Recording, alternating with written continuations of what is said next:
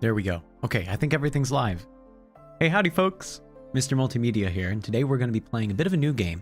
I found out about this game yesterday, played it for the first day yesterday, and boy howdy was it crazy and chaotic, but really, really fun at the same time. And plus, it's something that everyone is able to join in sort of like Jackbox games style. So it's very similar to, you know how in Jackbox party games, if you've ever played those before, only one person needs to own the game. Everyone else logs in through, not even logs in, everyone else goes to a website either on their computer or on their phone, like whatever they have handy to them.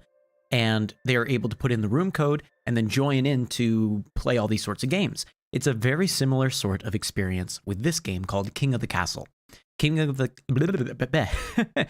Castle is set up so that people can join in and play this game, and it is sort of a person that owns the game versus everyone else experience, which is why the thumbnail looks so much like it does with MrM versus YouTube.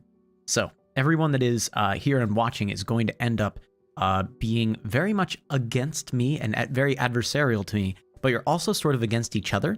So it kind of works out where it's balanced in that sort of way. I have not yet seen the king, the person who owns the game, winning. So I can almost guarantee this is going to go badly for me every single time unless you all are really uncoordinated. Hey, Gamerzander. Hello, Dylan Cylon. Edric will be coming in soon, I think. And then we'll have a couple more people on the way. Tegan George, hey, howdy. Can't even speak. All right, so let's go ahead and get this booted up. I did mess around with my desktop audio a little bit because I realized that it was still like really, really quiet from a bit ago. But yes, we are going to be playing this game called King of the Castle. King of the Castle is set up so that anyone can join in to play just by logging in online. So feel free to open up your internet browser on your phone or on your computer or whatever. Oh gosh. Ow, that got very loud. Hopefully it didn't scare y'all too much. Should be that I can just do it this way. Okay, there we go. Okay, so the way you're going to be able to join in is I'm going to put a link on the... Or wait, hold on. I need to add back in the mouse capture. But I'm going to put a link on the... There we go. I'm going to put a link on the screen in just a little bit, and then you'll just need to click that and the room code in order to be able to properly join. So, I'm going to start up a new dynasty. My monarch name is going to be MrM. The dynasty that we have here will be MrM versus YouTube. There we go. I think that works pretty well.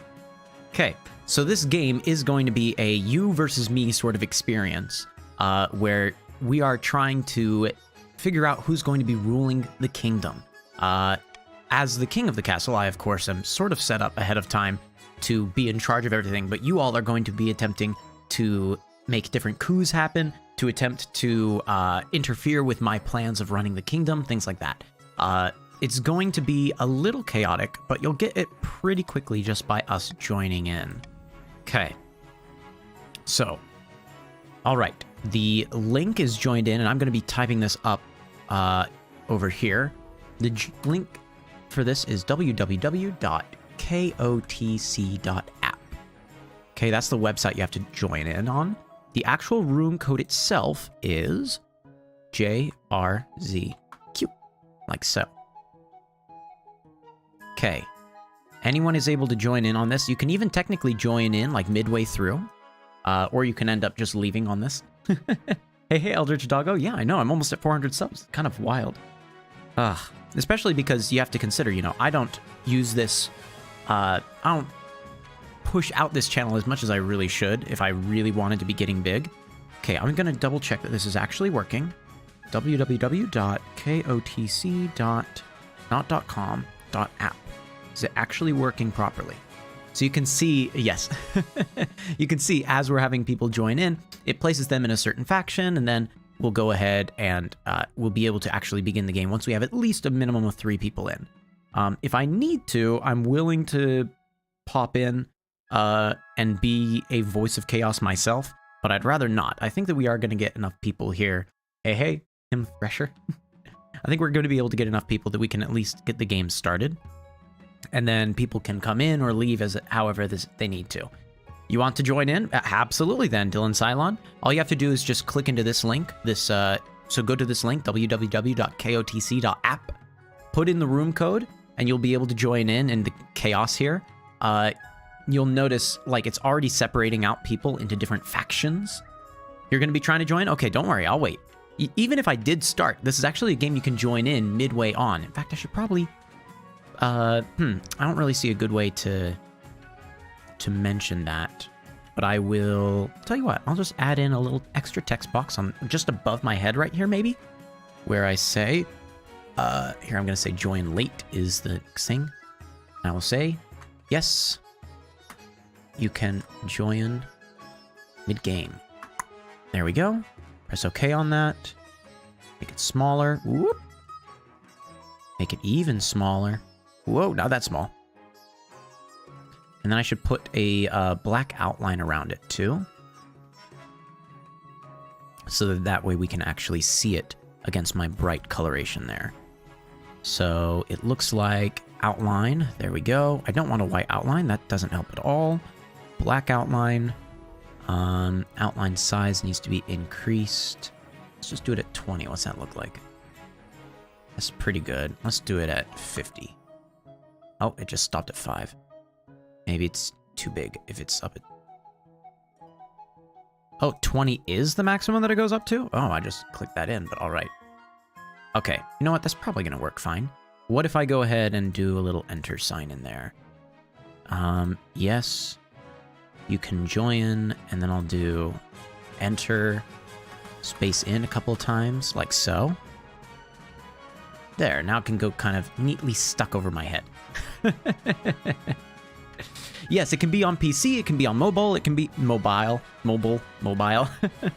It can be whatever sort of, as long as it has access to the internet, you'll be able to join in on it. Let me know if the music's getting a little bit too loud, though. I honestly don't know if it is or not. Okay. We'll call this MrM victim. There they go. Okay. The 4-letter code, JRZQ. And then you should be able to see, yep, you could see MrM victim now joins up on Chiefs of the North. Okay, and I think if I quit out, it still goes ahead. I press quit. Yep. See, so it keeps people in the groups that they're in. So even if you join in a little bit later, MrM again. Put it in JRQZ. Press join. Right, yep, there you can see that.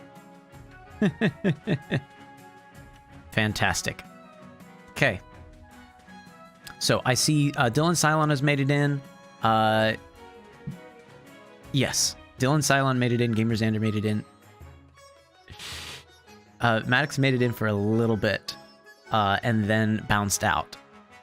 That'll be fine. Okay. If I absolutely need to, again, I can run it on my own device and get that started up.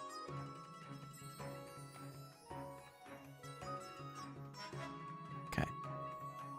MrM victim is what will make that. Yeah. Nice. Okay, I get that, Tegan. Okay, here we go. We're gonna get this started. JRZQ. Now, something I am gonna warn you about. Oh no. Oh, that's rough. Sorry to hear that, Eldritch Doggo. Okay, here we go. So we're going to go ahead and get this started then. Remember, people can pop in late. If you end up finding a way to be able to join, if you end up having a way to use the internet, it will work out for you. Other people that have more on their particular team are going to have a little bit of an advantage, but we can at least get started and show you guys what the sort of thing is kind of like here. Okay, there we go. Okay, so the path to victory will be where we start. Your Majesty, the first few years of your reign are the most difficult. You're new and unproven. The nobles of the council will scheme against you, hoping to kick you off the throne and put their own puppet claimant in your place. And you'll see I have a couple of different things I can say. Oh no, those fools couldn't scheme their way out of a paper bag. Or how can I stop them?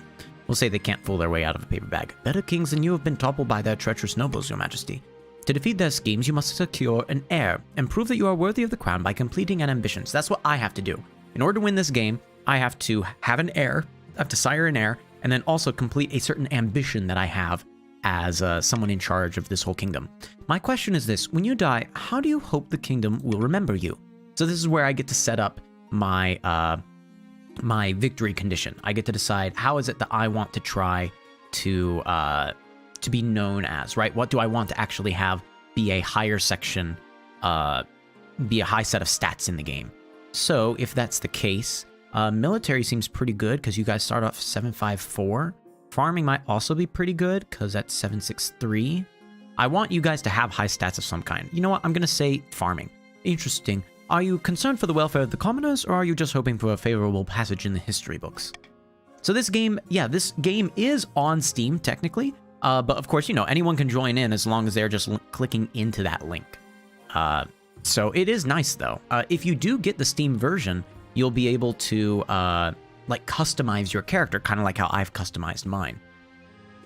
Okay, so once you have an heir, they'll return to discuss how my ambitions are progressing. The coronation will begin. Your Majesty, I've scheduled your coronation to take place in a week's time. Shouldn't I giving the orders now? Of course, Your Majesty, but to delay any longer would make the nobles restless. And when nobles get restless, they take their daggers and look for the nearest back. All right, Dylan Cylon.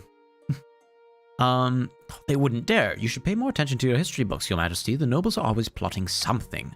As is tradition, the council will decide what happens at your coronation. Of course. Shall we call the nobles in? So here we go. Now we get to meet the nobles. It looks like one or more of the regions has no nobles. I've never seen this actually happen. Okay, so it must be that one of our crew members kind of backed out here a little bit. So one or more of your regions has no nobles. The game can't resume until each region has at least one noble. At this point, the resume button will become available. You may continue your game. Okay, so you can see like we're able to continue. It's just that someone popped out for a little bit and then came right back in. That's where it is. Okay.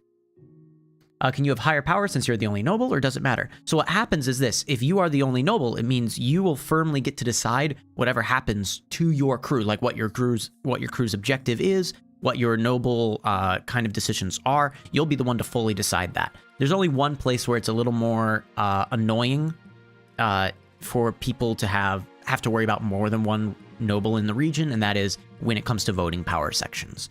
But it'll work out pretty well. Don't worry. Yes. This kingdom shall be great. Okay, so we're going to press resume here. You'll see now, you all get to decide. You all get to vote as soon as I press start vote. You all will get to vote on what it is that happens next. So either, so what kind of coronation shall be held for the new king? It is either going to be, and I know that the percentages are maybe a little harder for you guys to see, so I'll try to read that out myself. Either A, host a lavish parade with jugglers and fountains of wine. That could be a coronation. If so, I lose a lot of money in my treasury. I only have 3,000 in the treasury. When I go bankrupt, I die. The stability would go up, though, because it would just be a very good coronation, I guess. B, I could force the commoners to swear a blood oath, which would increase my authority but decrease my stability. C, you guys could throw me into the river, which would increase my stability but decrease my authority. Or D, troops shall bear the king through the streets atop a shield, which would increase my military but decrease my authority. Now, if I really want to veto something like this, I could go ahead and say, I really don't want there to be a lavish parade. I don't want that to happen. It's going to be a bad idea. Of course, I don't have to do that. I could just say then, here's a monarch's choice. My recommendation would be, I think it'd be really good if this was what we did. So instead, though, I am going to veto this. I'm going to make it so you can't have a lavish parade. I'll now have 30 seconds. 30 seconds to vote on what it is that we will have as our way of having a coronation. So if you look at your phones or look at your computers, you're going to now be able to see, what it is that potentially could happen. So we're going to, for instance, I'm going to click that the troops shall bear the king through the streets atop a shield, which obviously is not okay. Oh, I was gonna say obviously is not gonna happen, but at the very last second we managed to get other 2 people on my team voting for this. Not on my team, but anyway. Okay, so here we go. The troops are carrying me aloft through the streets atop a shield. So you can see everyone's military went up because of that. Soldiers from across the kingdom take part in the parade. They're even outfitted in impressive new equipment for the occasion. As you climb on top of the shield and hold your sword aloft, you realize this is not going to be easy. Your arm quickly starts to hurt, your soldiers stagger and groan under your weight. Hey now. Sure enough, one of your shield bearers trips on a loose cobblestone and drops you face first in a puddle, in full view of half the city. At least the only thing hurt is your pride. So you can see that my authority went down because of this. All right, there we go. Eldritch Doggo, you don't have to download the game in order to join in. You can just type in that link, kotc.app, and then put in that room code. You can join in completely for free. You're welcome to actually buy the game. Wait a second. You said it cost 14 bucks. It cost me like 5 bucks. Is it not on sale anymore? What? It should be like 5 bucks. Like I got it for $4.50. Anyway. All right. Either way, you don't even have to do that if you don't want to. You can just click into the link and join in for free. So, there's only one event happening left in this first season. It's the council introduction where I get to meet everyone. Now that you're king, your first duty is to meet with a council of nobles. Your nobles hail from all across the kingdom, the wintry north, the desolate east, and of course, the scorching south. So I will introduce us to the chiefs of the north. Chief Bernaditi says, "Good luck with the days ahead, your highness. You'll need it, dealing with us lot." So you'll see this is actually going to call you all, like it's going to have you all show up by name and have you be different players here. So the chiefs of the north is kind of represented by Bernaditi right now. The Count of the East, Dylan Cylon. "An honor to finally make your acquaintance, your grace. May you escape the doom that befell your predecessor." And to the last, I'll introduce myself to the Grandees of the South, which is Grandee, yeah. "May the ninth god bless your reign, your holiness. I trust you will conduct yourself with honor and faith." And with that, the introductions are done. The council hall immediately fills with raised voices as the nobles argue with each other and demand your favor. You sigh and sit back. Is this what the council is like? No wonder your father told you to avoid the throne at all costs. There we go. And with that, that is the end of the season. So now, you all will get to scheme a little bit. So, Odfin is the chief of the north that is asking to next become the champion. All of the people in the north will get to vote. What scheme should the chiefs pursue to overthrow the new king and place their preferred claimant, Odfin, on the throne? You'll see that their first option is they can say, "I want the lowest defiance," or "I want to raise others' defiance," or the goal is to lower everyone's fate. I am not going to vote on this because we have someone else here. They have chosen potentially the most difficult challenge for the chiefs. If they're trying to lower everyone's fate, I want to point out, the counts have 4 faith, and the grandees have 7 faith. Trying to get them to lower their faith to a certain level is probably not going to happen. But the voting has indeed closed. One noble voted for Hornblower, which is lowering all fate. The chiefs plan to dig up Aldheld's legendary horn and use it to take over the kingdom. First, they must win the favor of the gods by diminishing the kingdom's belief in the ninth. No, that's fine. No, the reason why I didn't let you vote is because only the chiefs, only the blue team were able to vote in that section. Only the blue team was able to vote there. You all will now be deciding what your team is going to be voting for in the next section. Okay, the chiefs must lower the combined total of all regions' faith to 12 or less. Oh, that's actually potentially possible. Okay, here we go. Next, we are looking at the counts. Varenica is the person trying to become the next king on their side. My fellow counts, in ancient times, the East was its own proud kingdom. We can bring back those days of glory, but not while the false king MrM wears the crown. Okay, so the counts of the East now get to vote. What scheme are you going to do to try to make this event happen? You could either try to lower my stability, which is currently at a 5. You could lower your own faith, which could work pretty well. You guys are only at 4 faith. Or you could lower your own defiance. You see, in order to be able to rebel against me, you want your defiance to be higher than both my authority and my stability. But that's only if you want to attempt to rebel against everything. So, it looks like you all have voted for the goal of lowering your own stability, or lowering my stability, rather. You want the kingdom to become less stable in order to set up your own king in replacement. The counts plan to replace the king's advisors with their own agents. First, they must prove they're doing a bad job. To advance their scheme, the counts must lower stability to 4 or less in 3 seasons. So you have to get my stability down to 4 or less within 3 seasons. Are basically just the turn order. Remember how I pressed the end season once all the flags were pressed? It happens pretty quickly.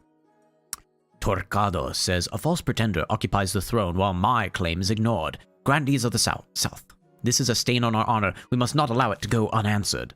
So here we go. Now this is where, like Tegan George, this is where you're going to be able to vote for what you want to have happen. You could make a witch hunt happen if the goal is your highest faith. Oh no, 2 people are trying to lower my stability. You guys don't know this, but this is potentially the best goal you could do. If you have 2 of the same teams attempting to both do exactly the same thing, it makes it so much easier for you all to win. Technically, you're all against each other, right? The chiefs are against the counts, are against the grandees, and you're all against me. But you have effectively allied yourselves together. Like if the grandees had picked witch hunt, where they want to raise their faith, have the highest faith at least out of everyone, and this chief's goal is to lower everyone's faith, those kind of conflict like a little bit. So yeah, you did very well in allying yourselves together, and I'm probably going to die for it. And this is okay.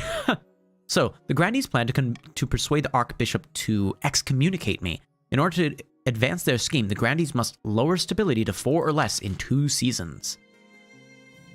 Okay, so here you go. You guys technically have a little longer to try to lower it. Right, I think all of you are going to do really well, and this is unfortunate. Right, okay. We will end the season then. All right, there are a couple of events happening. We have the honor guard happening up here. I'll go ahead and do this. Finish the king. Now that you're king, you need personal protection. Why, I could plunge my sword into your heart right now, could I not? And I'll say, I'd like to see you try. Is it your imagination, or does your marshal stifle a wry chuckle? In any case, she quickly hides it. You need an honor guard to keep you safe from such dangers, your majesty. Unfortunately, this is a political decision. Honor guard, what's that? Ever since King Harald the Great, royalty have enjoyed the protection of an elite honor guard selected from one of the regions of the kingdom. They will accompany you at all times, test your food for poison, sleep outside your bedroom. Make sure you like their faces, your majesty, because you'll be seeing them a lot. But what about the palace watch? Hoorah! Don't make me laugh, your majesty. These tin soldiers can keep out the riffraff, but do you expect them to stand up to a warlock, or a child of the viper, or me for that matter? Aww. Welcome. Happy to have you in here, Eldritch Doggo.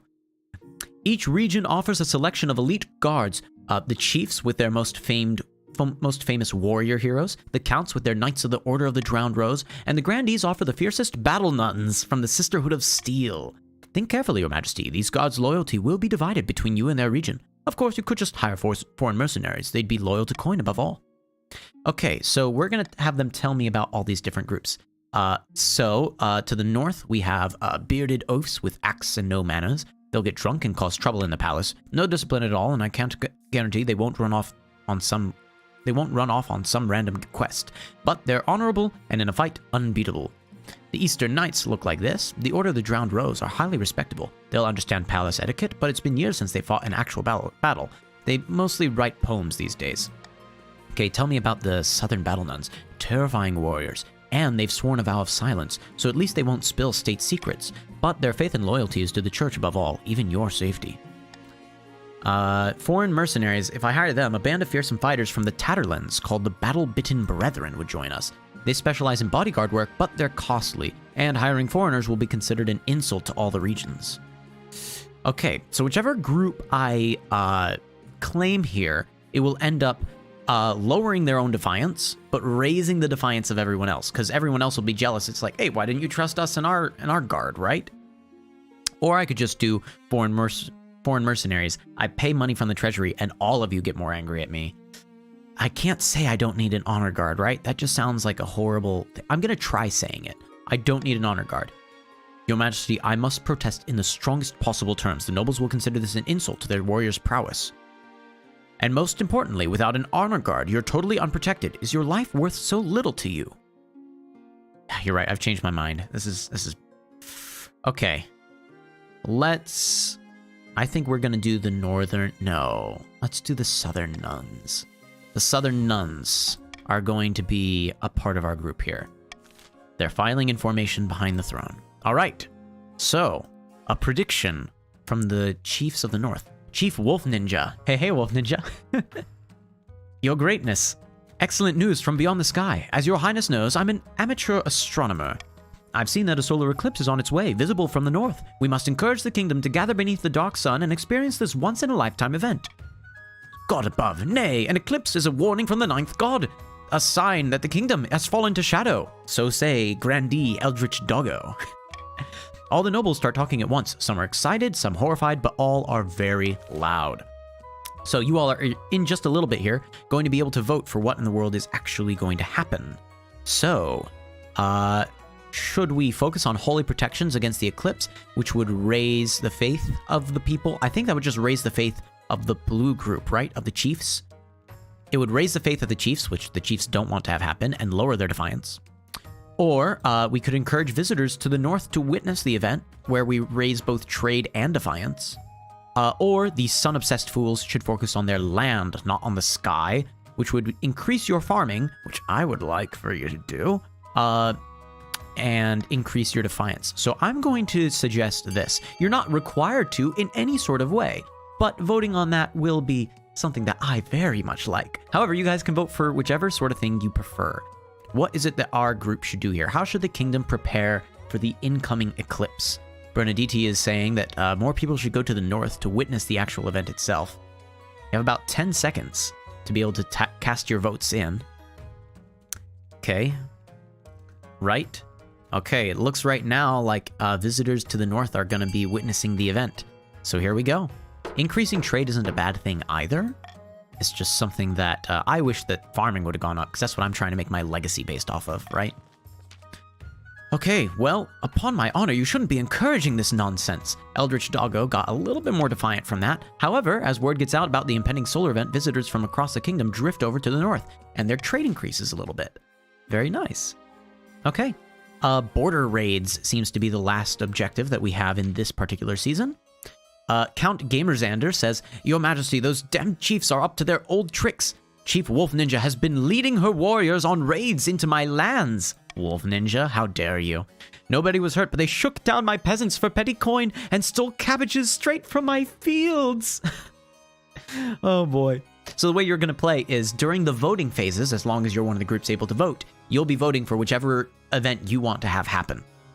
So, the counts were raided, their trade went down, the North's trade went up because Wolf Ninja invaded.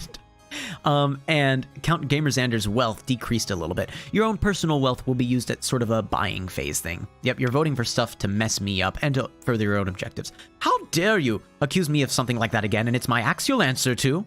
Your greatness, I have no idea what Count Gamerzander is talking about. Maybe he's had too much wine, eh? So I can, say, hear what's happening. I could order Chief Wolf Ninja to compensate Count Gamerzander for the stolen goods. Your defiance would go up in the chiefs. It would go down among the counts, and the wealth would go up and down as well. I could send the Spy Master to investigate these claims, which I think just makes Blue defiant against me.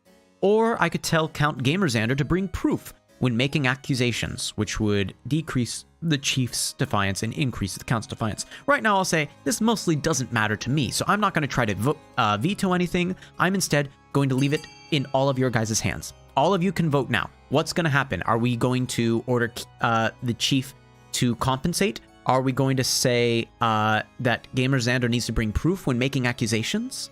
Right? Are we going to send the Spy Master out after them? Because right now it's split kind of between those. I do kind of want to see what the Spy Master does to investigate. Interesting. Okay. All right, there we go. The Spy Master is being sent to investigate the claims. Here, let me very quickly, I am going to sort of shoot the quality of the stream a little bit, just a little bit, in order to make it a little more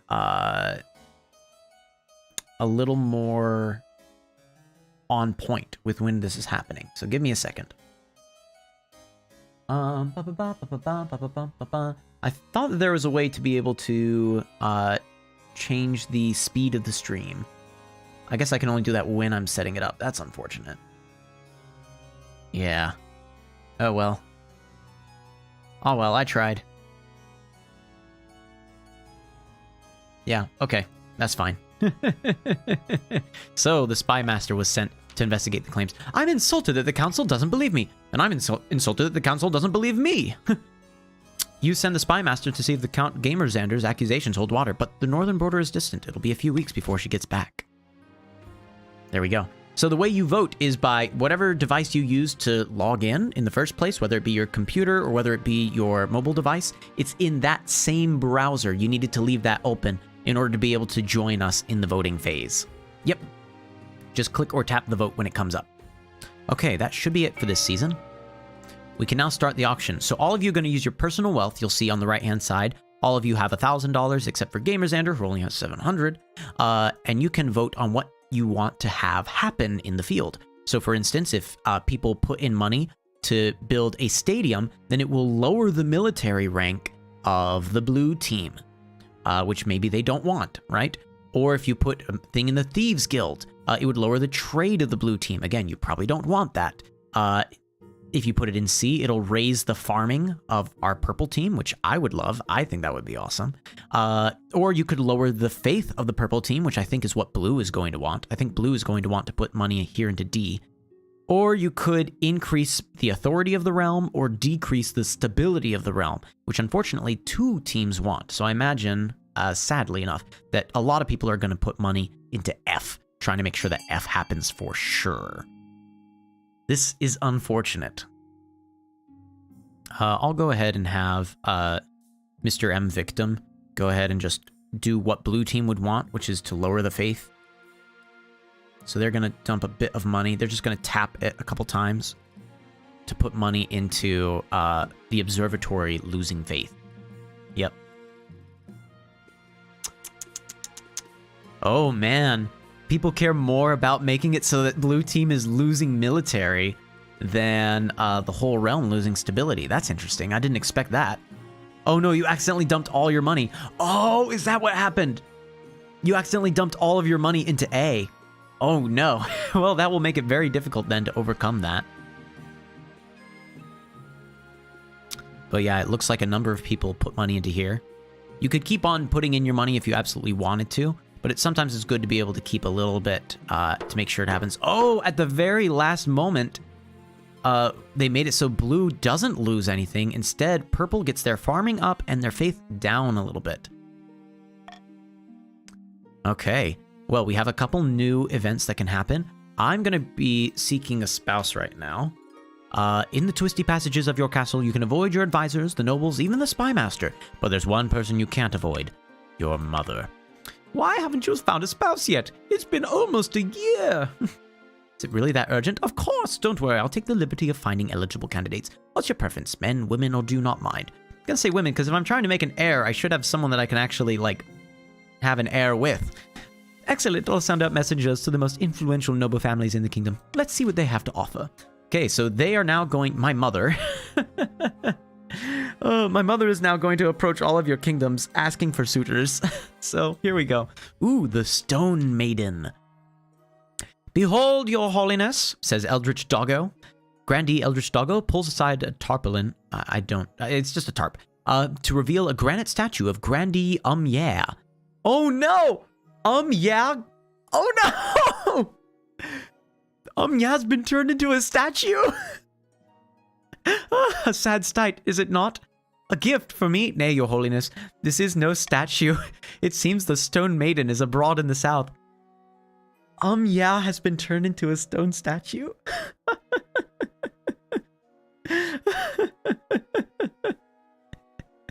Oh boy. It seems the Stone Maiden is abroad in the south. Well, I know she's abroad. She's called the Stone Maiden.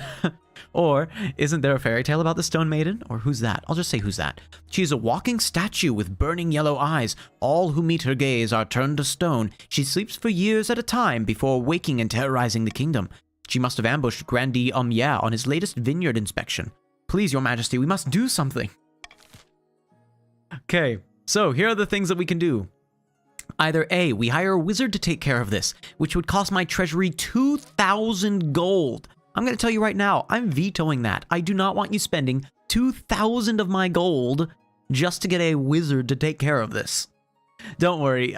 So Tegan George, you're not actually dead. What's going to happen is there will now be yeah the second making your decisions. So you're still here technically. Yeah, but still. Okay, B is send an army to smash this thing's rubble, which is only a 30% chance of success. Tell everyone in the south to hide. 30% chance of success. Or consult the fairy tales for a solution, which is just kind of there. So everyone gets to vote here now. Are we going to rely on a 30% military chance? Are we going to rely on a 30% authority chance? Or are we just going to consult the fairy tales for a solution and hope for the best? Very interesting. Seems like everyone's getting really aggressive here. Sending an army to smash this thing to rubble seems like it's going to win out. Fairy tales, says Rowan. Rowan, by the way, you can join us here. If you go ahead and type in this link in the into your web browser, kotc.app, and put in that room code, you can just join us to be able to start helping make some of these decisions if you haven't already. Voting has been closed. Oh boy, send an army to smash this thing to rubble. Southern troops find... Oh no. Uh-oh. Southern troops find the stone maiden waiting for them in a foggy swamp. Her eyes blazing through the swirling mist. She beckons. Grandy yeah has died, and yeah the second has joined the council. Why, thank you. Your brother wants to join? Absolutely, send them in.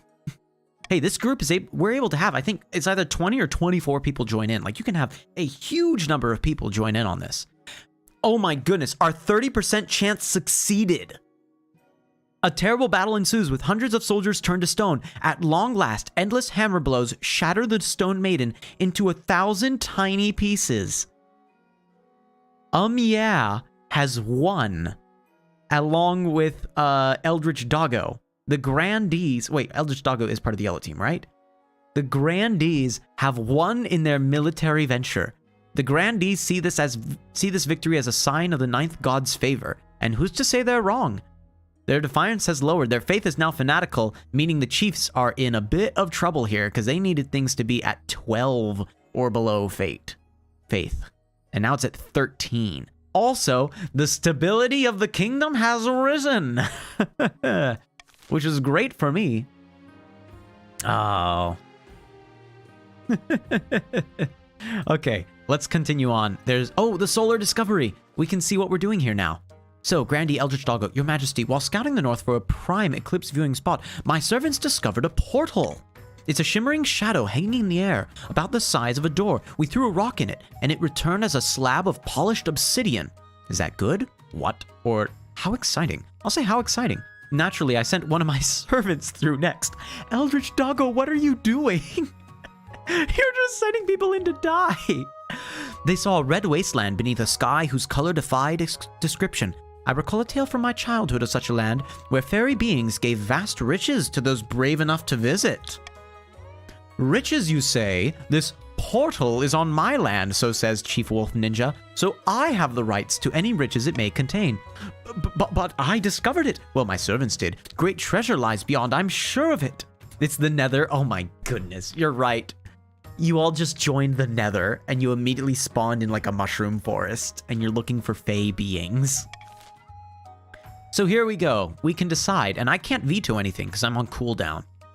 Chief Wolf Ninja owns the land, so she owns the portal. Eldritch Doggo discovered it, so they can explore it. Or whoever has the most money should hire an adventurer to explore. Which would be, I don't know which among you all has the most money, but it would happen. My personal choice... Play Ark or Battle Cats. My personal choice is that Eldritch Doggo discovered it, so they can explore it. But my vote means nothing. That's just me saying, hey, if you don't know what to vote, I recommend this, right? Of course, Blue is saying that they should have the benefits from this. They own the land, so they should own the portal. Yellow is saying they discovered it, so they can explore it. It looks like purple. Oh my goodness, wait, what? I did not expect this. Okay, wait, all right, okay, it balanced out in the end. I thought for certain we were gonna have a three-way tie. In a tie, I get to choose what happens. So that's wild. All right, Eldritch Doggo discovered it, so they can explore it. That is the consensus of the council. The grandees are delighted and start making preparations immediately. The kingdom awaits to hear what riches or horrors are within. Meanwhile, complaints from the chiefs grow as the eclipse draws nearer. The True Nether Portal. Trade with the pig. The piglets. Oh, that's the treasure, huh? All right. Here, let's end this season. Okay, back in the south. Far to the south, a pair of grandees are conversing on the balcony of a hillside villa. One of them paces up and down, clearly agitated. Yeah, the second is saying, has the Archbishop agreed to meet with us yet? Torquato is saying, I sent him 4 letters last week. No luck so far. Hardly surprising the old coot won't move against the king unless he knows he's on the winning side. So it's too stable right now. The stability is too high for you all to complete your objective. You need to get the kingdom's stability to 4 or less. The moment that you do, we have that happen. Okay, so I can take a small tax from the kingdom's commoners or tax one of the region's nobles. I'm thinking I should tax yellow here, or maybe purple. Or I could just do a common tax of the region, which wouldn't give me as much money, but you know what? Yeah, I don't want to take sides on this yet. That dude has joined the yellow team as well, kind of evening things out a little bit. I'm going to do a common tax.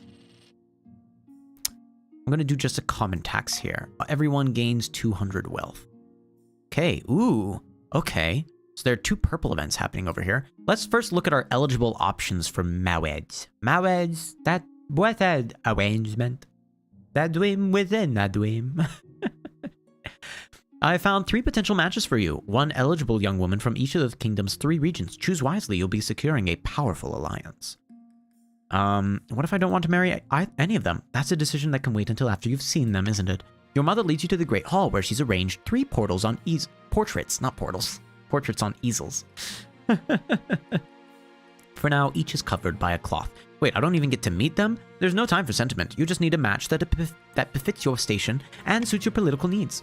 She whisks away the cloth from the first portrait.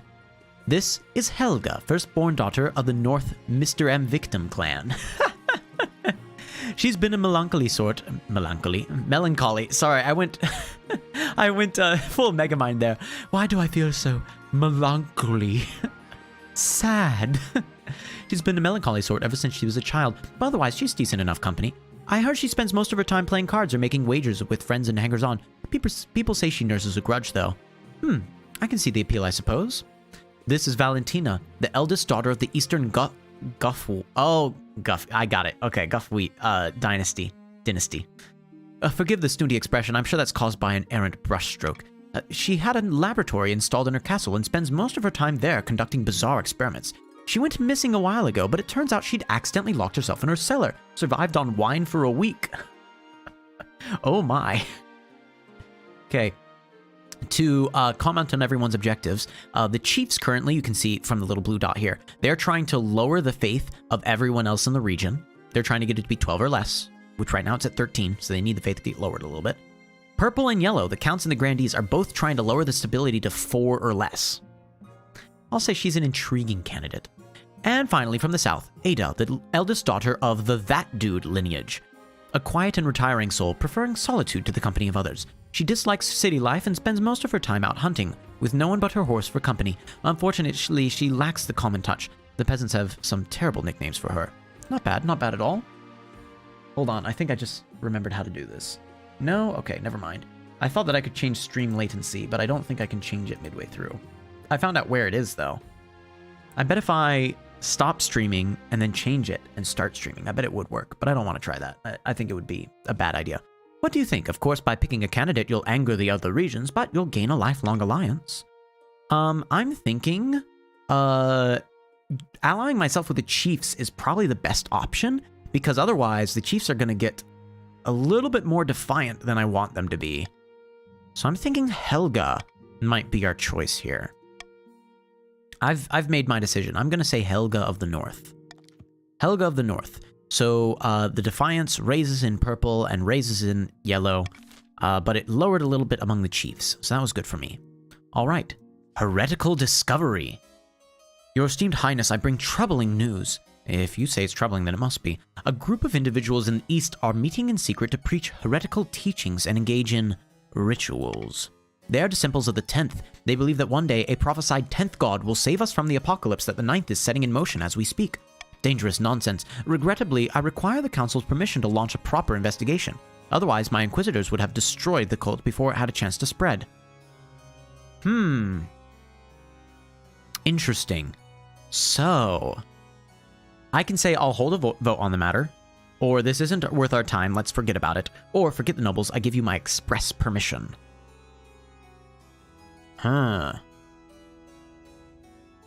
Will we do more streams of this? Yes, I fully intend to. I think this is a really fun game. So I intend to have many, many streams of this if we can handle it. Because what happens in Dynasty mode is we will have this same like land. We'll keep on having storylines happen as we keep on playing. So it's really fun. I'll say I'll hold a vote in the matter. I think that voting for this is probably the most fun thing to do. So what will be done about the cult rising in the East? You all can decide. Are we going to send Inquisitors to the East to investigate the cult, which will increase the faith of everyone here and decrease the stability? Or will we deny the Inquisition access to the East, which will decrease everyone's faith? Or will we repeal the law that prevents the High Inquisitor from investigating at will, which raises faith, raises defiance, raises authority, and lowers stability? Now, what I should be doing here is I should be vetoing one of these options that lowers stability, but I think it's more fun if I just let you all kind of have some infighting here.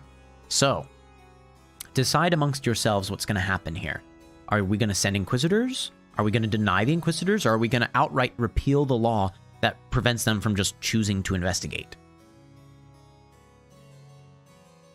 It looks like almost everyone here is agreeing to repeal the law that prevents the High Inquisitor from investigating at will. So that's probably what's going to be what happens here.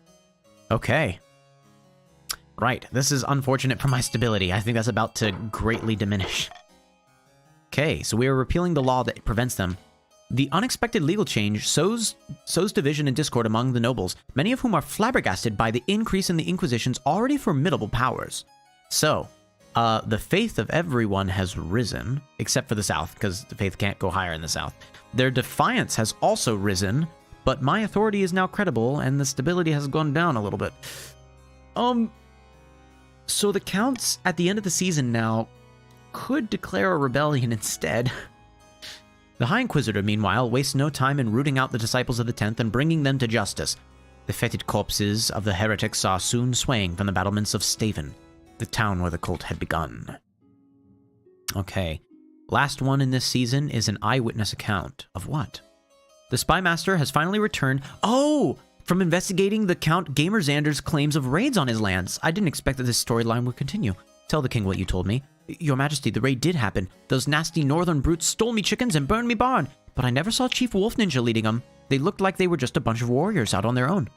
By the old gods, if this is true, it shames me. If my own warriors were acting against my orders, it's a sign I failed as a leader. Well, Wolf Ninja, if the council will permit me, I'll take my warriors on a dangerous quest as penance for my failure, and teach them the meaning of loyalty. Oh, don't fall for this I'm so sorry act. She knew about the raids all along, and now she's just trying to avoid a real punishment. You know what, I think Wolf Ninja is innocent here. I mean, their wealth didn't go up at all when Gamerzanders went down.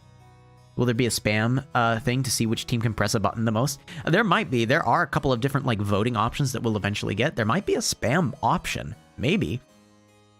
So I could either have the warriors executed for robbery and disobeying orders, which would change defiance levels around a little bit and lower the military levels, probably of the chiefs. We could arrest Wolf Ninja for losing control of her followers, which I think would make her more defiant and make the purple people less defiant, which I would really like. C would be throw the whole lot of them in prison. Just everyone go to jail. Just go to jail, which would increase my authority, make some people defiant. Or I could send Chief Wolf Ninja and her warriors on a dangerous quest. I'll be honest, sending them on a dangerous quest, I think, is not the answer here. But instead of vetoing it, I'm going to instead say my favorite answer here probably is arresting Chief Wolf Ninja for losing control of followers. I do think Wolf Ninja is not complicit in this, However, I think that for the sake of changing the defiance levels around, that's my vote.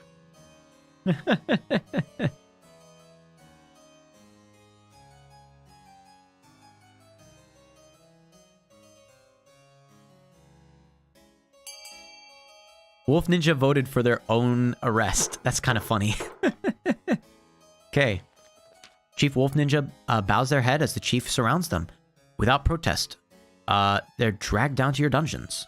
That's interesting. It had conflicting pronoun choices there. That's weird, because normally it... Anyway, whatever.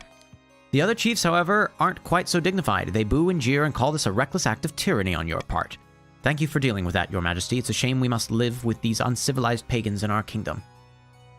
Oh. Alright, thank you, Wolf Ninja. Thank you. I do appreciate the fact that Wolf Ninja was immediately just like, this is what we're doing. I'm following the actions of my king. That's so cool. Stream delay is very annoying. Tell you what, let's try to fix it.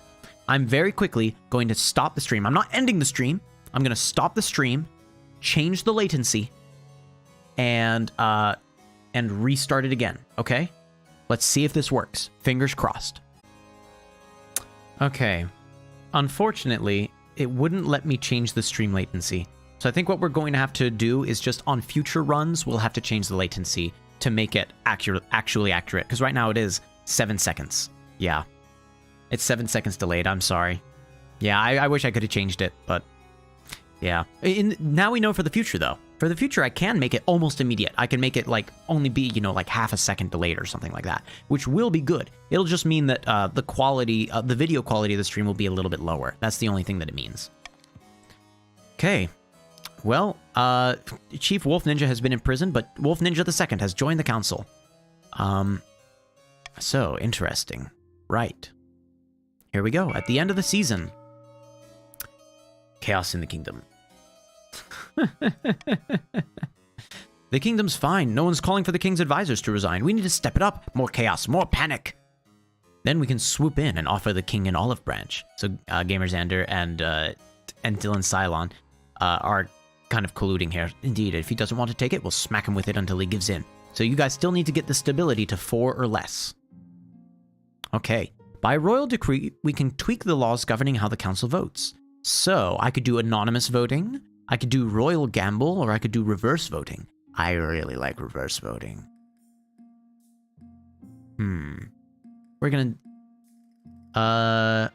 We are going to do reverse voting.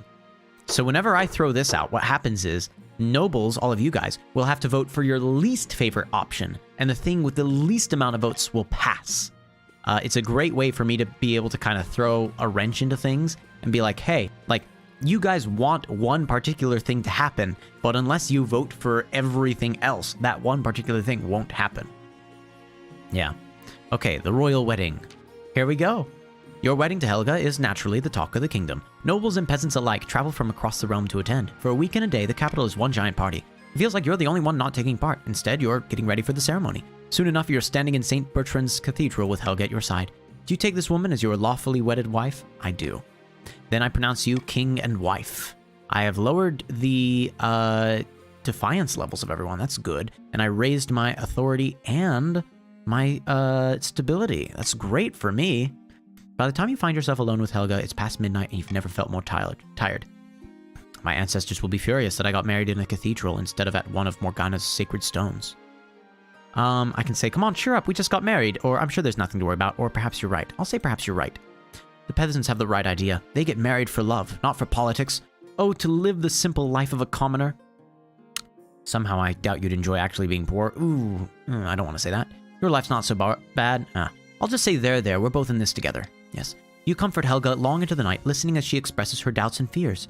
As dawn breaks, she falls asleep on your shoulder, exhausted. I like that. That was a much better ending than I think it could have potentially gone if I was just talking them down and being like, nah, you're fine. You're rich. What do you know about the life of a peasant, right?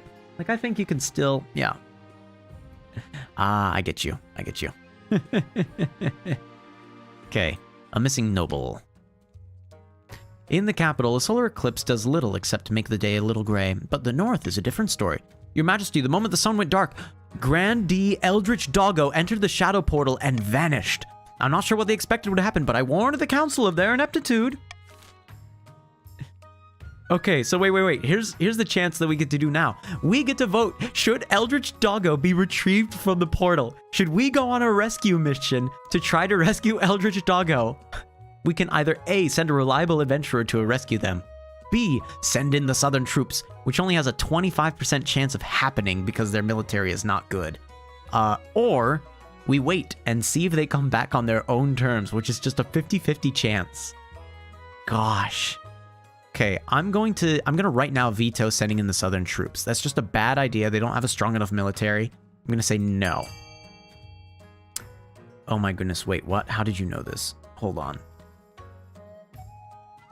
Wolf Ninja, how did you know that my birthday is coming up? I know that I said something like it a while ago, but how did you remember it? No one's even said it in chat, have they? No, no one has. Okay, it looks like we're gonna rely on the 50-50 chance of Eldritch Doggo being spared. Oh boy. Eldritch Doggo's going, help me! That's why Eldritch Doggo voted for a reliable adventurer to come rescue them. Ah. Voting has closed. 5 voted for saying wait and see if they come back on their own. I think I agree, we do need the money. You just have Pisces. Pisces energy. The challenge succeeded! The challenge succeeded! Eldritch Doggo lives!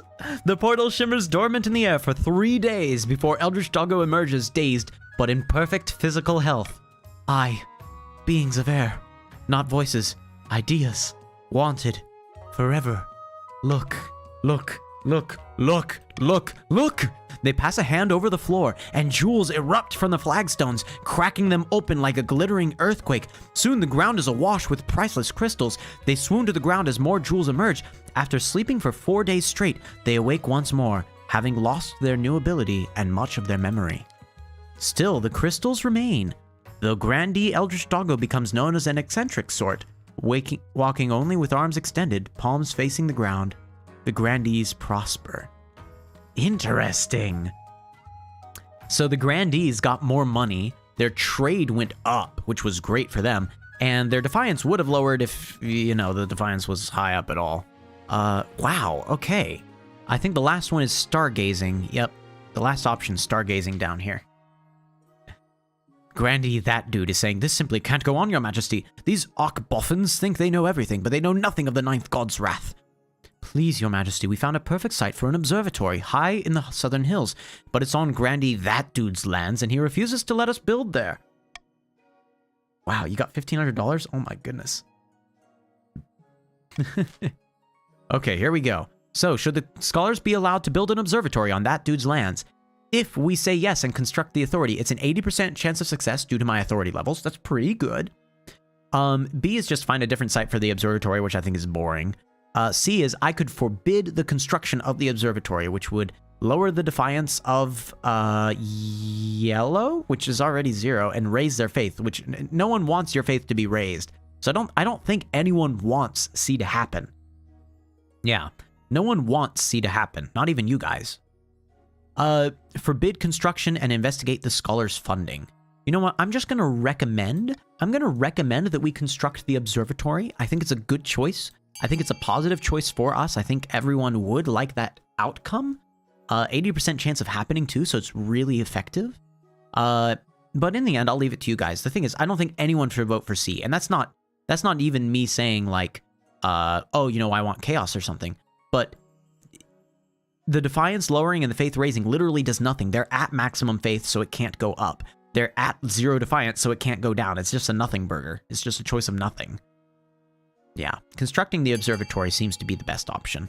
Although forbidding construction and investigating the scholars' funding could work well as well. So, authority challenge succeeded. Their trade went up a little bit. The grandees grumble and groan, but construction goes ahead. Over time, the observatory provides new jobs and brings many traveling scholars to the area, paying for itself many times over. Okay, well there we go then. We're going to end this season, see what happens. An ancient legend is resurfacing in the north, yet the chiefs can't agree on where. I'm telling you, my aunt's second cousin dug up a horn not long ago that looks just like the carvings. The Orons always digging things up. I have it on good authority that the horn is somewhere in my lands. The sagas confirm it. I've told you 1,000 times, MrM victim doesn't mean hornblower in the old tongue. It means blower of enough. If we're to recover the horn, you must earn the god's favor, and while you two bicker, our enemies in the 9th church grow stronger. So, yep, their aim is to lower the combined faith to 12. Unfortunately, we've had a lot of faith-raising stuff. Yeah. You're gonna leave the game for now. Would that mess up the game? Nope, it wouldn't mess up anything because we have other blue members in the group.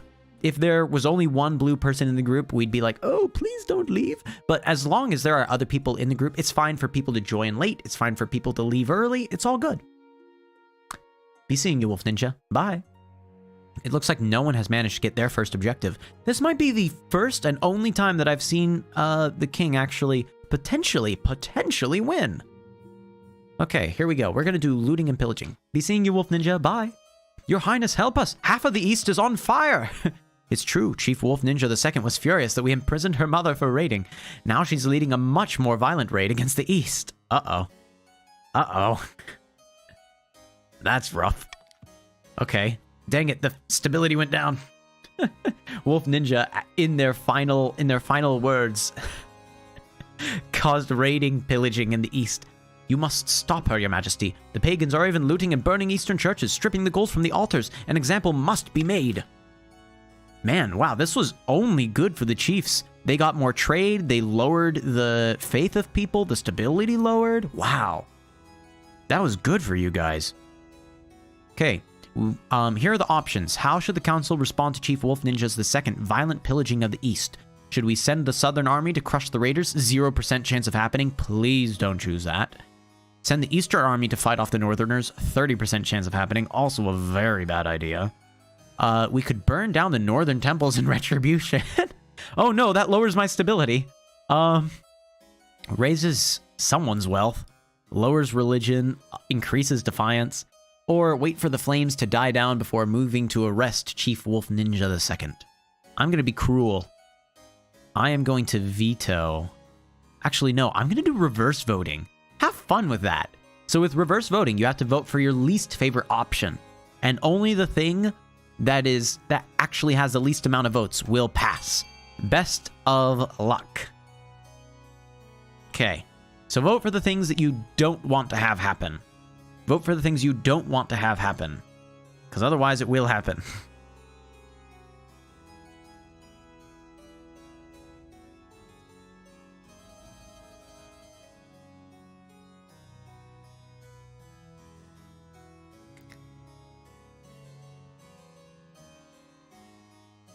Okay.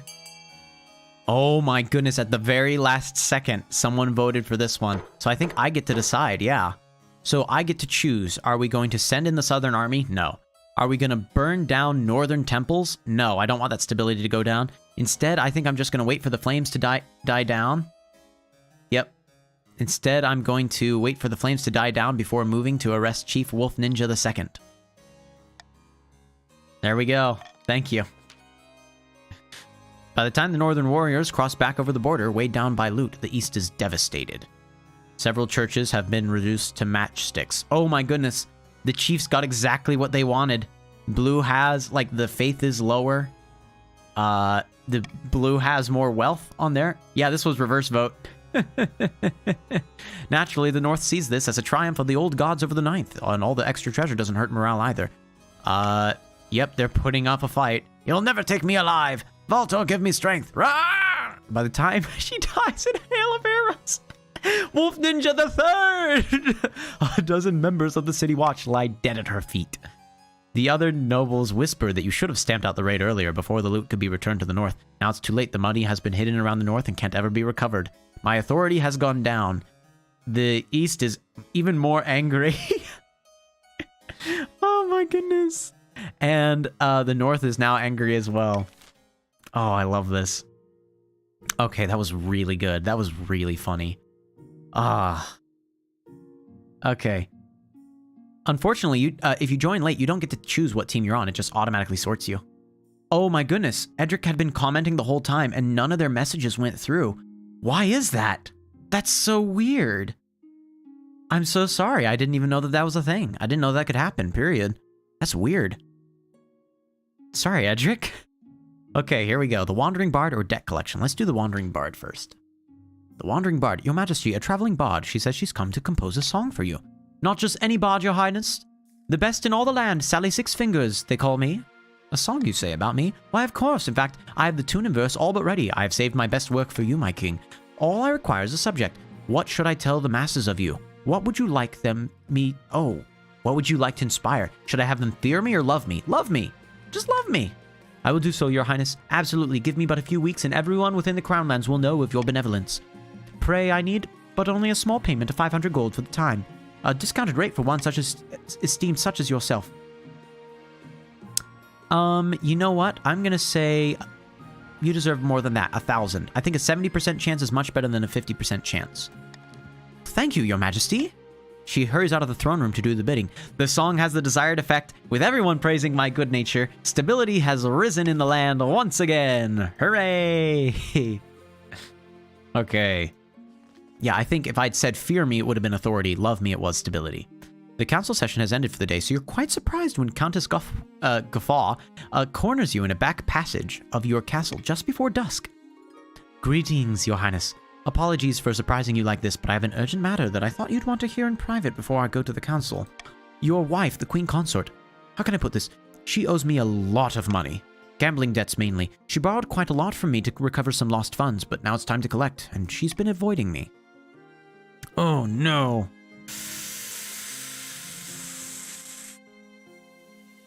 I can either say take the money and leave us alone, which would give Guffaw like 1,500. Or I could say I can't help you with this. Or I could say officers arrest this fool and throw her in the dungeons. Which would make them lose a bit of wealth and increase the defiance of purple. I don't want the defiance to raise up. I know you guys will rebel against me if I do that. I don't want to go bankrupt though. But I want my wife to love me. I don't want to go bankrupt, but I want my wife to love me. If I say I can't help you with this, then it's gonna make it so that my wife is not happy with me. Take the money. Leave me alone. I have to do this. Many thanks, Your Majesty. I assure you this money will not go to waste. Oh, and if you'd permit me a word of advice, you may wish to get your handle on your wife's reckless spending habits. Wouldn't want it to run the kingdom into bankruptcy, would you? As I only have 200 money left. With that, she scurries away into the darkness of your corridors. My wife better love me for that one. Going bankrupt is another way for me to die. Oh, gosh. Okay. Well, Blue finally has it. Aldheld has spoken. Last night during the storm, I beseeched the drunken vessel himself, and lo, did lightning strike the earth far to the north. That is where we will find the horn. You mean into the frozen wastes? Aye. Have everyone muster their best warriors. We're headed into the domain of the ice giants. Okay. Oh my goodness, they're going to get this automatically. For the next stage of the chief's scheme, they must raise their military to 5 or more in 2 seasons. Yes, okay, so Waffle 65, here's what's happening, because we have had a number of people jump in on this, so I'm going to go ahead and give a quick summary of what's happening. Yes, here's what's happening. I'm playing a game called For the King, right? Sorry, King of the Castle. Don't know why I said For the King. For the King's a very different game. King of the Castle. The point of King of the Castle is I am the King of the Castle. Everyone in YouTube that joins in on this link here, kingofthecastle.app, KOTC.app, and puts in the room code, will join as one of these different 3 factions, the Chiefs, the Counts, or the Grandees. Of these 3 factions, all of them are trying to usurp my authority. They're trying to have different objectives happen, like right now, the Chiefs' objective now is to raise their military to 5 or more for the next 2 seasons. They're already at 8 military, so that's probably going to end in their success on that particular count. Purple and yellow are still stuck trying to lower my stability down to 4 or less. Unfortunately, I've just managed to keep my stability up very high.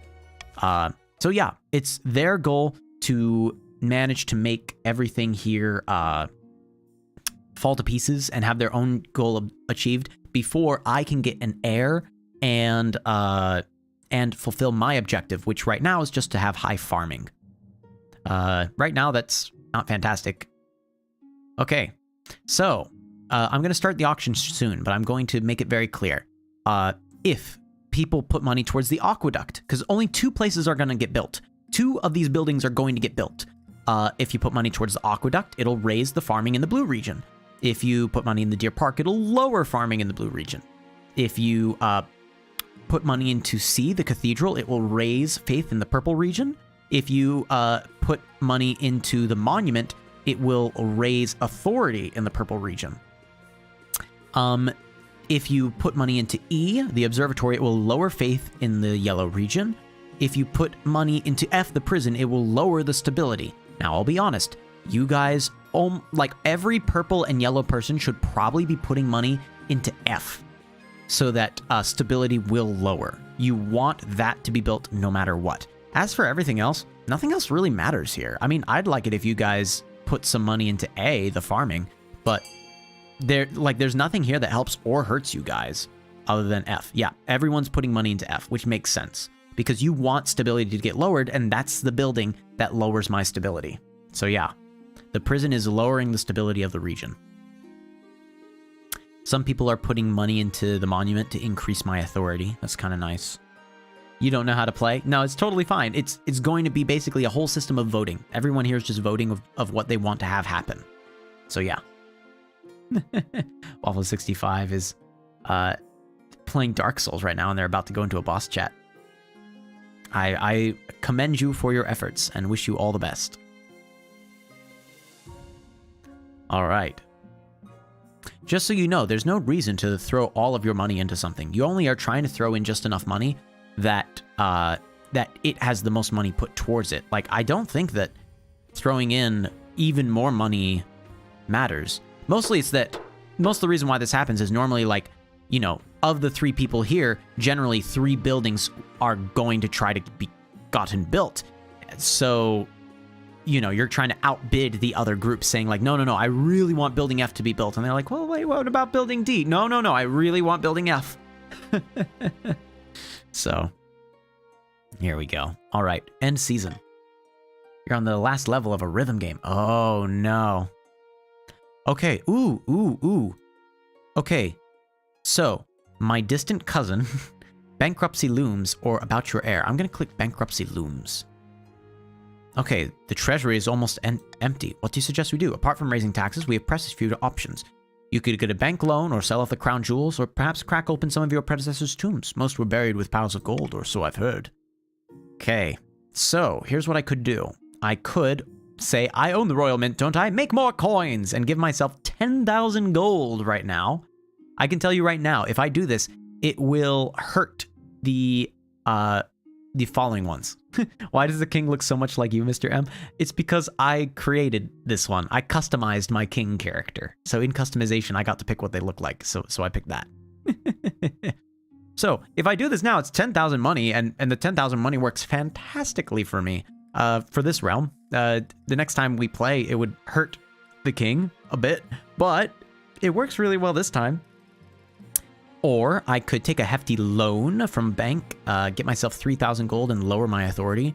Or I could sell off some of the royal jewelry to wealthier nobles, lower the authority, make some people here lose a particular amount of wealth and get just 1,000.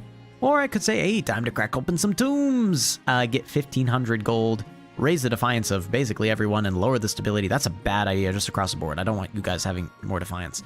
I'm going to say I own the royal mint, don't I? Make more coins. Yep, I can pay off several old debts now. 10,000. What's the next game I'm going to play? Tomorrow I will... Oh, why, thank you, Waffle65.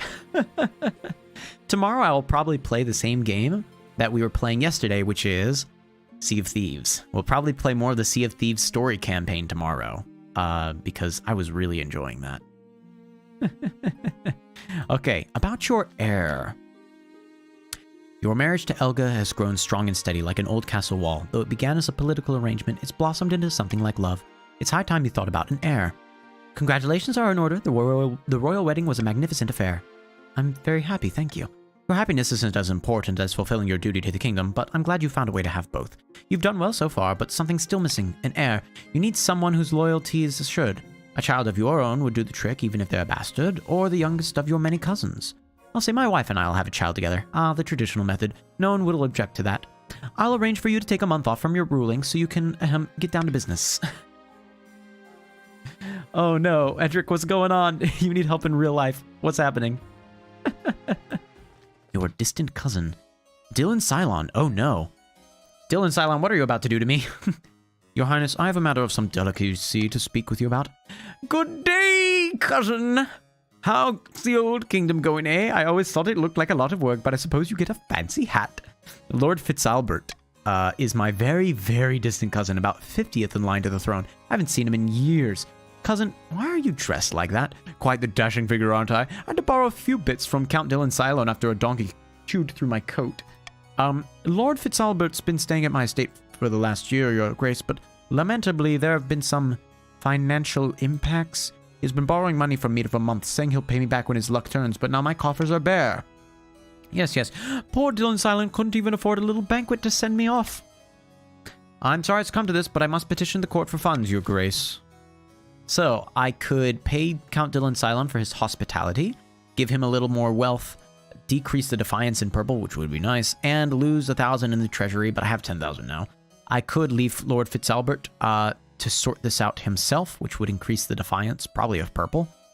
Or I say Lord Fitzalbert should be put up in the palace, which would lower the defiance there. I am going to say my personal choice, honestly. I think it would be best to pay Count Dylan Cylon for his hospitality. He took care of my cousin. I'd rather that the cousin not be here. But he took care of him.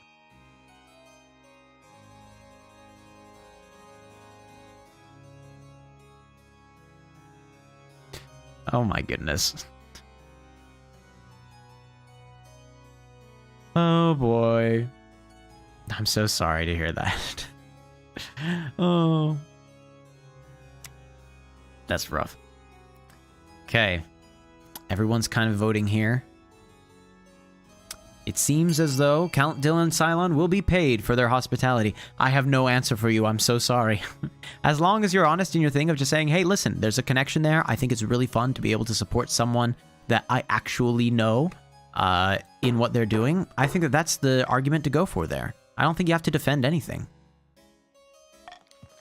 Okay. The treasurer arranges a discreet payment for Count Dylan Cylon. Word gets around to the east about your generosity, not least because Lord Fitzalbert was eager to proclaim it wherever he can.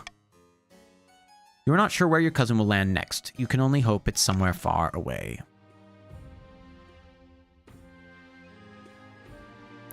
Okay, here we go then. End the season. Should I tax anyone? I don't think I should tax anyone. That sounds like a bad idea. Actually, no. Yellow, you have tons of money. Hey guys, I'll just take a little bit of money from you all. Don't mind me. Okay. All right. My enterprising cousin is still at it. Come on. What is my cousin doing? Your distant cousin, Lord Fitzalbert, races into the room while you're enjoying your breakfast. They swear by the ninth god there's gold underground. What are you talking about? All right. So I had some luck in a gambling establishment in the east, and Count Dylan Cylon introduced me to a consortium of prospectors selling land. Well done, Waffles65. They're sure there's gold beneath the earth, and they just need a small investment to dig it out. Of course, I bought it. It wasn't a bargain. I wondered if the council would like to get involved in this opportunity. It's a scam. It's a confidence trick, for sure. Okay. Invest in the project, have the treasury confiscate the land, or this is clearly a confidence trick. Leave him to his nonsense. Listen. I am not going to veto. What I should do is I should veto having the treasury confiscate the land because it would lower my stability, and you guys want stability to be lowered. However, I'm going to leave it to you. You guys want the stability to be lowered, so you're probably... Purple and yellow should probably be voting for B. I am not even going to do reverse voting as a small sneakaroo. I am going to just start the vote. Go thou forth.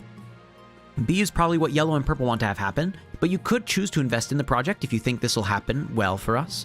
It would lower the defiance of people. It would get some money out of the treasury too. You could raise the defiance of people and say it's a confidence trick. That's not going to happen. Almost everyone here is going to say have the treasury confiscate the land. Rough. Nice, you're playing Osu this game and Fortnite against people with my brother. Wow, Edric. It's impressive. Okay, voting has closed. Soon, everyone in the East knows that you're unwilling to donate funds for your cousin's project, but at least the treasury is safe from Lord Fitzalbert's grasp. The stability is lowered. Yep. What I figure is if I finally let stability get lowered, things will start to happen in the realm, right? And I want to see things happen. I don't want to just lock you guys out. Yep. Just ran the second bell. I'm shaking my head back and forth. Oh, gosh. Good evening, Your Majesty. Tell me, have you ever heard of Odheld's horn? Northern legend, right? The horn of Odheld is indeed a northern legend. A horn gifted to mortals before the Ninth's triumph during the Cursed Age. Pagan superstition, surely. Partly, the horn is likely the creation of one of the deposed gods. The chiefs have merely built up a myth as a way of understanding things beyond their understanding, but it is real. It's said to have the power to destroy any fortification with a single toot. The chiefs are searching for it in the frozen wastes, having received a sign hinting at its location. You mean where the ice giants live? Precisely. We'll need to stop them before they retrieve it, if at all possible. They've gathered a great host of warrior heroes for the journey to the wastes. We must act fast to have any hope in stopping them. You hastily assemble the council to deal with the chief's military buildup. The chiefs predictably deny everything. Would you deny us our right to protect ourselves from the ice giants? Bah! Okay, everyone. Here's the thing. Blue is about to head into their last task of the game. If they complete task number 3, they're on task number 2, which needs their military just at 5 or more. If they get into the final task and manage to beat that, they win the game. Period. Done. Blue will win if they manage to successfully complete this task and the following one. You guys are all still on task number 1 because you just barely managed to get the stability low enough, right? So, you don't want the chiefs to actually have a lot of military, or you want to at least be able to postpone them. So, you could forbid them from entering the frozen wastes and lower their military, which I will tell you right now, would probably not lower them enough. You could ban all public mention of Odheld's horn, which would delay the scheme for a season, which I think is honestly our best bet. Or you could allow the chiefs to continue building up their forces. That's a bad idea. Don't allow them to continue building up their forces. So what I'm going to do is this. I'm going to do a monarch's choice. I'm going to highly suggest that we delay the scheme for a season. Okay? Blue will probably just want to allow the chiefs to continue building up their forces. You could be voting for the first one here, lowering their military. I'm not sure it'll do enough, but it might do enough. I personally think the best choice for you guys to stop Blue is to ban all public mention of Odheld's horn. But it does only delay it for a season, so you might decide it's better for you to just forbid them and lower the military a little bit. There we go. Okay, the decision was made. They are forbidden from entering the frozen wastes, which they are now furious. They are able to rebel if they want. It did lower them, their military by just a single step, which isn't enough to actually stop them. Disquiet in the south, my bad. Your Highness, my peasants accuse me of hoarding wealth. Me, Eldritch Doggo. Worse, they're throwing down their tools and burning their belongings, saying they want to live an ascetic life, and that I should do the same. You want to match their outfits with their decor? Oh my goodness. They want to have more exercise? I wish I could do that. What nonsense. I'll say what nonsense. Quite so, Your Majesty. They don't want to be pinned down by worldly possessions, but burning them is quite the overreaction. The ringleader of this movement is a philosopher called Ortega. She calls herself a voice for the ninth god, and the peasants hang on her every word. They'll be at my door any moment. So, what should Ortega and her anti-wealth follow? How should Ortega and her anti-wealth followers be dealt with? So I could say, send someone to infiltrate their cult, which would raise faith. I could aggressively break up Ortega's meetings, which would lower my stability. I don't want that. I'm going to veto that, I think. Or fire the troublemakers and hire new servants from the north. I'll leave it up to you guys. Are we going to send someone to infiltrate their cult? Or are we going to fire the troublemakers and hire new servants from the north? Oh, no. Oh, gosh. You got a victory royale and beat Osu at the same time on 2 different devices. That's wild. Seems some people are saying, yeah, let's send someone to infiltrate the cult of anti-wealth. Other people are saying, fire the troublemakers, hire new servants from the north. Both of these ways work pretty well. Okay. Voting has closed. The chiefs welcome the extra cash for the use of their peasants. Nice. But meanwhile, more and more southern servants discard their possessions to follow Ortega's teachings. All right, end of the season. Retrieving the horn. There we go. Yep, they've managed to win it. They are now going to be voting for their third objective. So all the blue people are just about to vote for what they want to have be their last objective. Okay, only blue is voting for this. Did you see that giant's face when I cut him down? Poor blighter never felt a heated ask before. Haha. So much loot. Never mind the horn. Look at all this gold. They all got wealth. The party lasts long into the night. A few chiefs take turns drinking mead out of Odheld's horn. As dawn breaks, they stumble into the main hall where Chief Oddfin has beckoned them. Quiet down, you louts. It's time to get serious. This horn has the power to collapse buildings, cause earthquakes, even destroy mountains. We must vote on how it will be used. So, what are you guys going to do? Are you going to try to lower everyone's farming, which is a bad idea, I'll tell you that, because that's 8 and 6 right now. Or are you going to try to lower the authority? Oh, Bernaditi has voted to lower the authority. There we go. Okay. Since I'm on a trip to Florida, we stopped at the hotel, and I'm not kidding, it's terrible. Gosh. Oh, that's not fun. Okay, here we go. They have voted to try to lower the authority of the region, which I'm scared by. Bit too sneaky for my liking, but it'll get the job done. We best make sure that security is lax enough for us to sneak in. I'm sure we can convince the king to relax a few restrictions here and there. For the good of the realm, of course.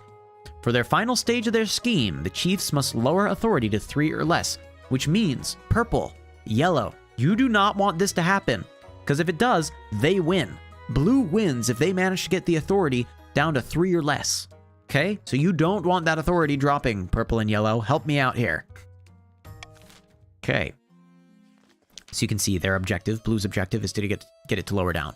Purple and yellow, you've both managed to complete your first objective now. So you are about to see what you have to do on the next stage. It's an automatic one. You don't have to vote. The kingdom's in great jeopardy, and the council is calling for the king's inner circle to resign. We need to increase the pressure. If the king's in a weak enough position, he's got no choice but bow to our demands. No more interfering spymaster, no more marshal or chancellor or treasurer, a whole new inner circle, all made up of counts. Gosh. For the next stage of their scheme, you guys have to lower... You have to be very careful here. You guys want the authority to be lowered just 1 step, and only 1 step down to 4. If you lower it to 3, you lose. Now here's my recommendation. It's going to take 3 seasons before you need to worry about lowering authority. My recommendation, you guys probably want to try to keep authority like right at 5, not let it go up, not let it go down. You want to keep it right at 5 until those 3 seasons go by. Then lower it down 1 very carefully and get the progress. Because if you lower it down by 1 in the very first season, you're still waiting for 2 more seasons before there's even a chance to be able to win this back, okay? So in my professional opinion, if you want to actually win, don't lower the authority until like the 3rd round, okay? Until the 3rd season. Or even the 4th season. You can always fail the objective for 1 season and get it the very next season. That's totally fine. Okay, there you go, purple. That's your objective. Yellow, your objective is the following. Back in the south, the plot to have the king excommunicated is picking up momentum. 2 grandees stand on a balcony overlooking the city of Calebra. Grandee Amya II says, the city may look peaceful, but underneath it's nothing but discontent. All across the kingdom, peasants are sharpening their cutlery and barricading their shacks. They know a storm is coming, and who better than to blame but the king himself? Exactly, the commoners are afraid, and it's time for them to find their faith. For the next stage of their scheme, the grandees must raise all regions' faith to a combined total of at least 12 in 4 seasons. You guys are actually pretty close on that. You need just 1 more faith in either blue or purple. So you guys want to raise blue or purple's faith and avoid your own being lowered, okay? That one's nice and easy for you. I think you'll get that to happen pretty easily. Okay. I'm going to adopt the golden choice. There we go.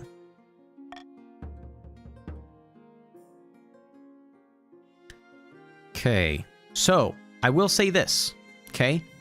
Blue, you now have the chance, if you want, to have a rebellion, okay? Because your guys' defiance is higher than my authority and my stability. I would not recommend that to you, because you're winning. Rebellion is really just what you do if you don't think that you're going to be winning on a task-based win. You can potentially try to rebel and win that way.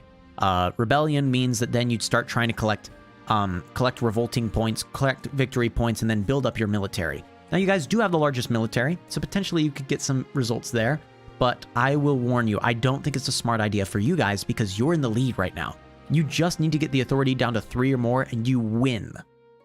So I wouldn't recommend rebelling, but you can if you want to. Let me very quickly, there we go. Okay. Ending the year. Okay. If you want to rebel, you just have to hit the rebellion tab in the browser. Admittedly. Immediately Soulfinder's like, rebel, rebel, rebel. Okay. You are winning, though, so keep that in mind. Here we go, a plot uncovered. I've held him off as long as I can, Your Majesty, but he insists on an audience. Apparently concerns the end of the world. We've not much time. Chief Soulfinder says this, Your Greatness, let me present to you what I call the Schematica Maxima. I could just say remove this confused person and it immediately increases my authority.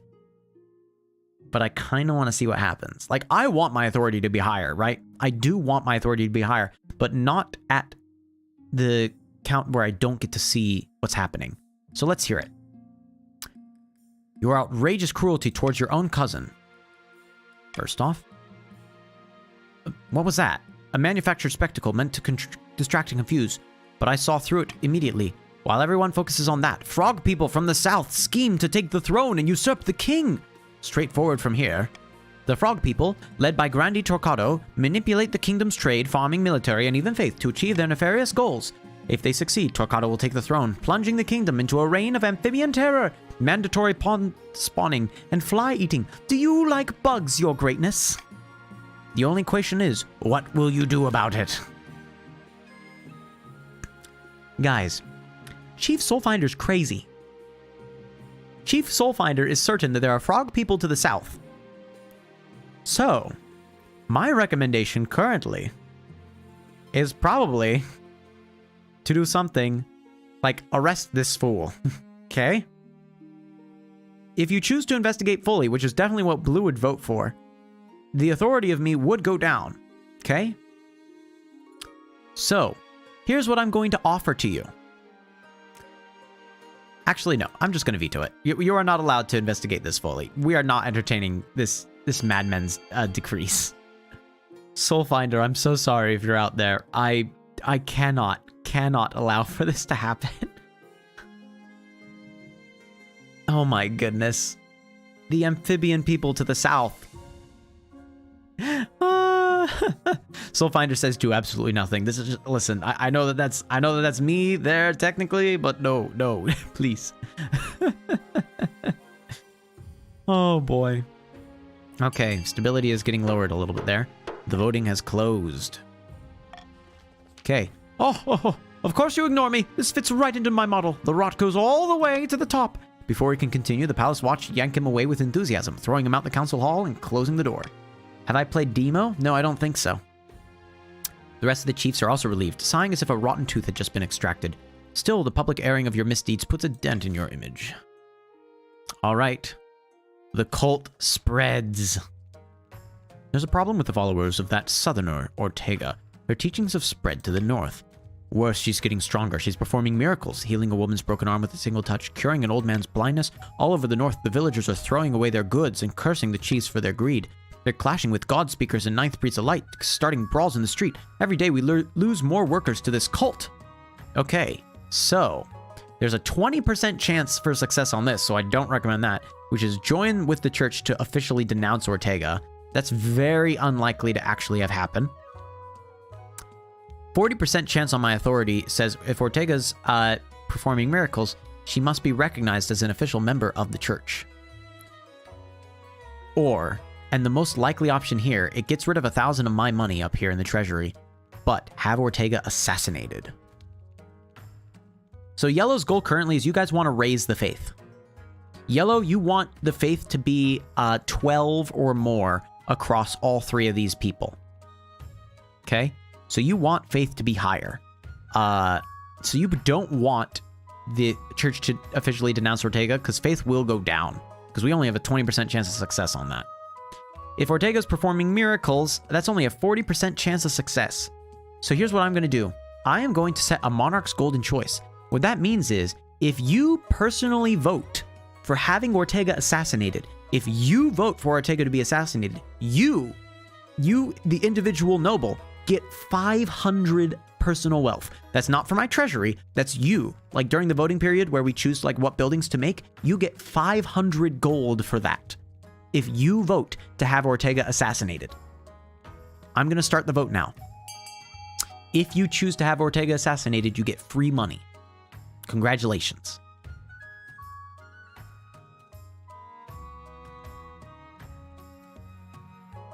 Seems everyone else is actually voting off of my low authority to potentially have Ortega be recognized as an official member of the church. Oh no, Blue saw through it. Right, they don't want authority being risen. Well, you know what? Yeah, the second, you got some money. Congratulations. Voting has closed. If Ortega is performing miracles, she must be recognized as an official member of the church.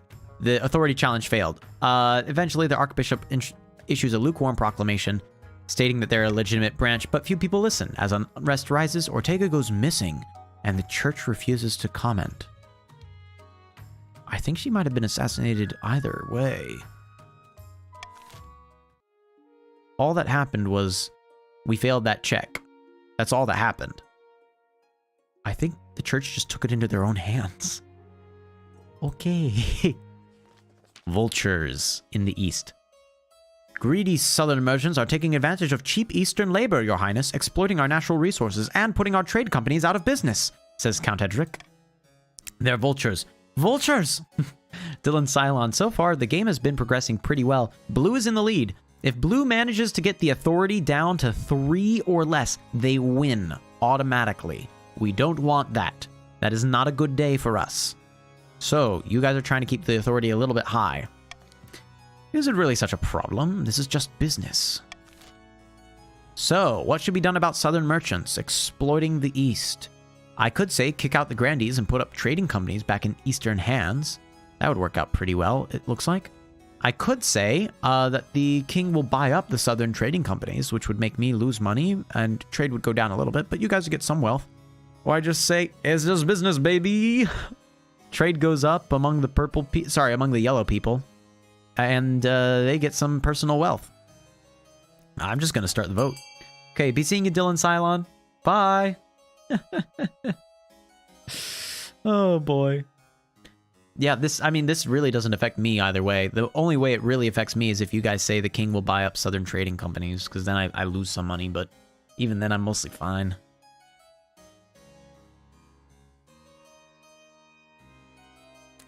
Of course the South is just saying, hey, he's just business, baby. Oh, the South wins. The grandees have managed to, with their purchasing power of votes, win that one. Oh, Purple could go ahead and declare a mutiny now. Purple could declare a rebellion at the end of the season. Wonderful, my companies are safe. And you guys now have a trade monopoly. And Grandee, is made filthy rich. Weird, it's like their name kind of, like, foresaw this happening. This case, you can see the moment that the kingdom's authority is lowered to 3 or less, Blue wins. Done. Outright. Purple,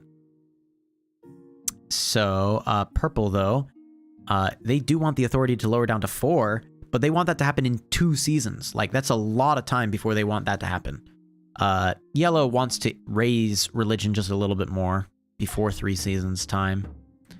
Purple, you could try to call a rebellion just like Blue, but I will say, since in the end it's victory points and military that sort of work together on that one, you're not in exactly the best position for that.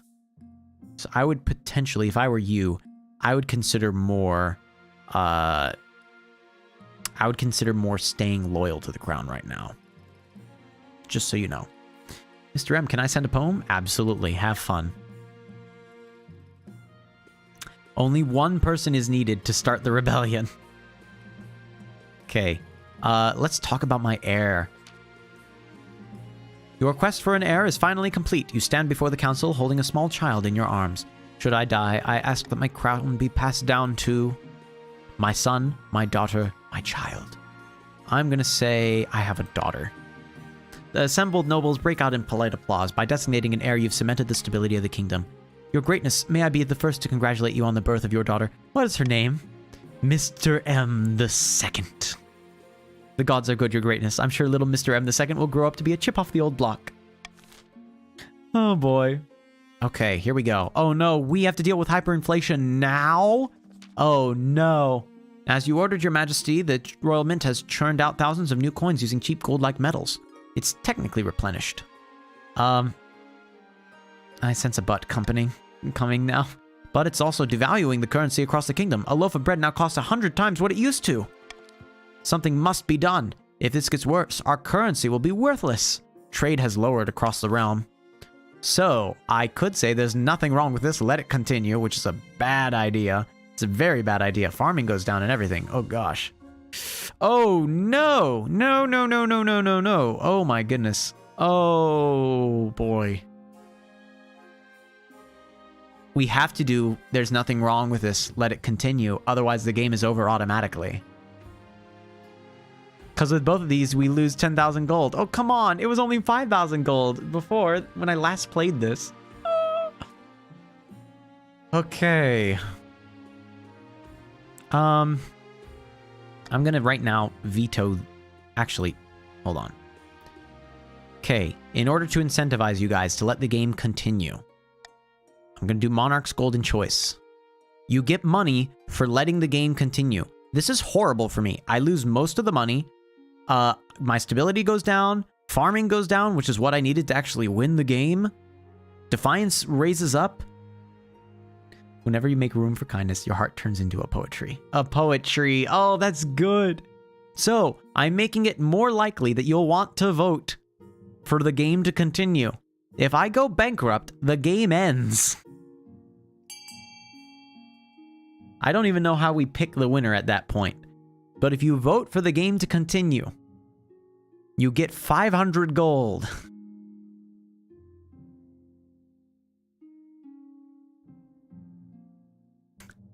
Bernadette and Soulfinder immediately going and saying, no. The game shall end, and we shall win. Okay, there we go. That's all we needed. Okay, oh my goodness. Immediately, your guys' defiance went up to huge amounts. Just maximum amount. You stubbornly cling to your existing currency. It has your face on it. We can't throw that away. Soon, farmers are selling each other each turnip for a wheelbarrow full of coins. Everyone's savings is completely wiped out. People start to use the barter system instead. The stability is 0. I didn't realize that the stability would also go down to 0. Hold on. Hold on. Am I going to lose the game here? Yeah, Rowan, I think you're the only purple one left, yeah. Your Highness, that troublesome philosopher Ortega is gone, but her followers are marching on our estates demanding justice. It's the same in the north. They're turning her into a martyr. Okay. We really need to pay the grandees. I only barely have enough money for that. We need to pay the grandees so the game doesn't end because I have 0 stability. So we can either send the royal army to put a stop to this, which outright, it's just game over if we do that, and the authority is up, so you guys don't want that anyway. That could work, yeah. B, ask the church to preach forgiveness on all sides, which is a 30% chance of happening, not likely. A is bad for you guys, B is bad for all of us. C is probably the best option, plus it raises our stability so that we don't die. Plus, hey, everyone here gets money. Y'all get money if you do that. So I'm gonna right now, I'm just gonna start the vote. C lets the game continue. Everything else kills the game. A is bad, you guys don't want that. B is such a shot in the dark, hoping for the best of it. C is the only way the game actually continues. Oh my goodness. A, how dare you? The blue people are just people of chaos. Bernadette and Soulfinder, how dare you? Okay. Alright. I'm down to just 600 gold. However, we are now somewhat stable. It's not long before the followers realize that worldly possessions are actually pretty useful, and Ortega's name fades into obscurity. Oh my goodness, you guys voted to rebel. Oh my goodness, you voted to rebel. Oh no. I didn't even realize that.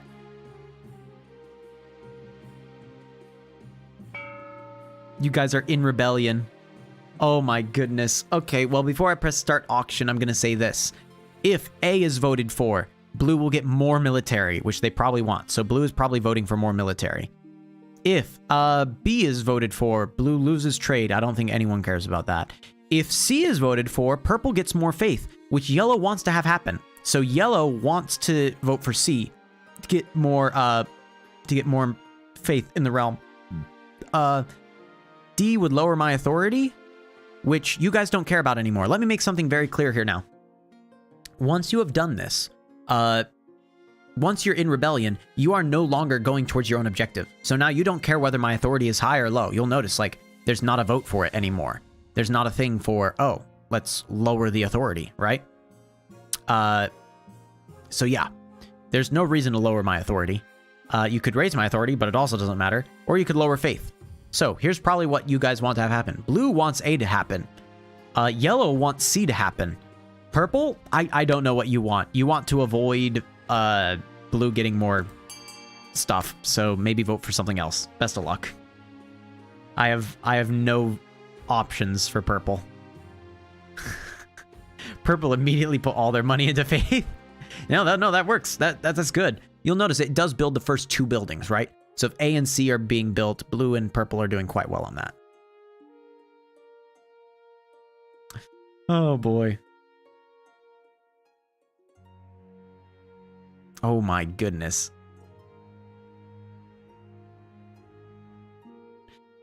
Oh. A huge amount of money was just poured into there. Eldritch Doggo still holds on to a huge amount of the wealth there. Blue has entirely spent all of their money on the funding for the military. Purple's still holding on to some funds. That's smart for them. Yellow is spending more to make sure, absolutely certain, that they get the faith that they need. They now have the faith that they need for this particular event to happen. Okay. Right. Blue and purple are currently rebelling. Yellow is still loyal to me. Thank you. But you only have 3 military, so... Yay. Okay, I'm gonna look at the rebellion tab, see what happens here. At long last, the chiefs have reached their boiling point. You are confronted in your throne room by Chief Edric, his tattoo seeming to shift in the light of the braziers. The chiefs of the north will rip that false crown from your head and stomp it into the mud. We will be fighting for glory, for honor, and for Oddfin, the true king. This is a formal declaration of war. The next time we see each other will be on the battlefield. I could say seize him, or one day I will see your head on a spike. I will say one day I'll see your head on a spike. There will be many heads on spikes before this war is over. Mine will not be among them. Chief Edric strides from your throne room without looking back. I didn't expect them to move so boldly, Your Majesty. What are our chances against them? Well, we're badly outnumbered. Your hopes are slimmed. The leader of the rebellion is Chief Soulfinder. He's citing your past transgressions as reasons for the uprising, falsely punishing Wolf's ninja for raiding the East, your outrageous cruelty towards your own cousin, not to mention the time that you stubbornly clung to your money despite the hyperinflation it caused. Is it too late to apologize? It is. Now it's time for swords, not words. So this is it, civil war? That's right, Your Majesty. The kingdom is divided. There will be a lot of death and suffering before this is over. I can't wait. I'll go dig out the trebuchets. Okay, what is this with my volatile cousin? What's happening up here? The spy master strolls into your library while you're poring over war plans. A moment, Your Majesty. I have word of Lord Fitzalbert.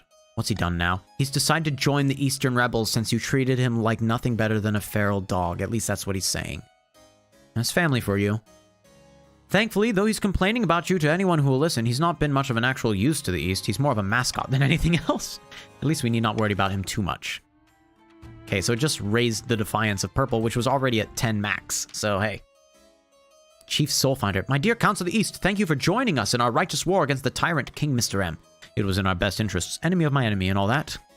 Well, before you commit your troops, you must decide where to direct your opening strike. We can launch a preemptive strike against the Grandees to cripple their military capabilities. If we suspect the Grandees may join our cause, we can call them to war. They'll be more likely to join us if the King's authority is low. Yellow, at the end of the season, will now technically also be able to join an open rebellion. You could also call upon the church to condemn the king, or finally you could send off an assassin to nip this in the bud. Oh, only purple gets to vote here. So Rowan, you get to decide. You have an 80% chance if you launch a preemptive strike against the grandees. You have a 60% chance to call the grandees to the cause.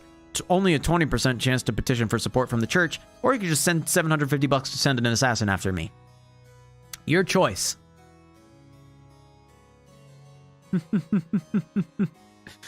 Nice.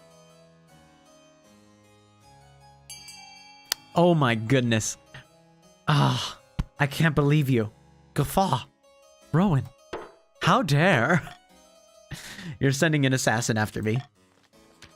Thank you for meeting me at such short notice. The sum you offered piqued my interest. You understand why the sum is so high, though? Yes, you want me to assassinate the king. It is no trouble. I am a child of the Viper. If you have the gold and you want a man dead, he is dead. Get it done. Nice. Okay. Well, we will end the season here. I'm going to just do a common tax. I think taxing yellow is a bad thing for me because it will raise your defiance. And listen, yellow, I want you to be friendly with me. I don't want you to rebel. If you rebel, then everyone's going to kill me. So please, have mercy. Look, I'm just doing a common tax on the common people. You're on the verge of rebellion. You could rebel if you wanted to, but I would definitely die. Something's wrong. Oh, that's great. Thank you, Edric. It's an evening like any other. You're sitting for dinner, your servants heaping your table with dishes fit for a king, goose tongue pie, roast boar, jellied pigeon. As usual, your wife has taken her seat beside you and is tucking in with gusto. And of course, your wine glass is never empty. Here comes the assassin. Prepare to take a swig. Before you can drink, one of your southern battle nuns snatches the glass from your hand. Of course, each time your drink is refreshed, your honor guard takes this first sip in case of poison. It's highly annoying. For the first time you can remember, a battle nun breaks her vow of silence. Her voice creaks from her throat like a cemetery gate swinging shut. Poison. Before your astonished eyes, the honor guard who sipped your drink turns a distressing shade of purple. Then her eyes begin bugging out like an excited pug. Quick, fetch the physician. Ignoring you entirely, she starts swelling until she explodes, showering all the other honor guards, not to mention a few of your servants, with a foul-smelling purple liquid. Fortunately for your laundry staff, none of it splashes onto you. Ninth, save us. As you speak, your voice dies in your throat. One by one, the rest of your slime-soaked honor guards are turning purple. What? Get my wife to safety, please. You grab your wife by the hand and drag her from the dining hall. Oh, you saved me. Behind you, there's a series of grotesque pops as your honor guards and servants explode one by one until there's nobody left. A few hours later, you go over the horrific events at dinner with your spy master. I got an achievement unlocked called Guards.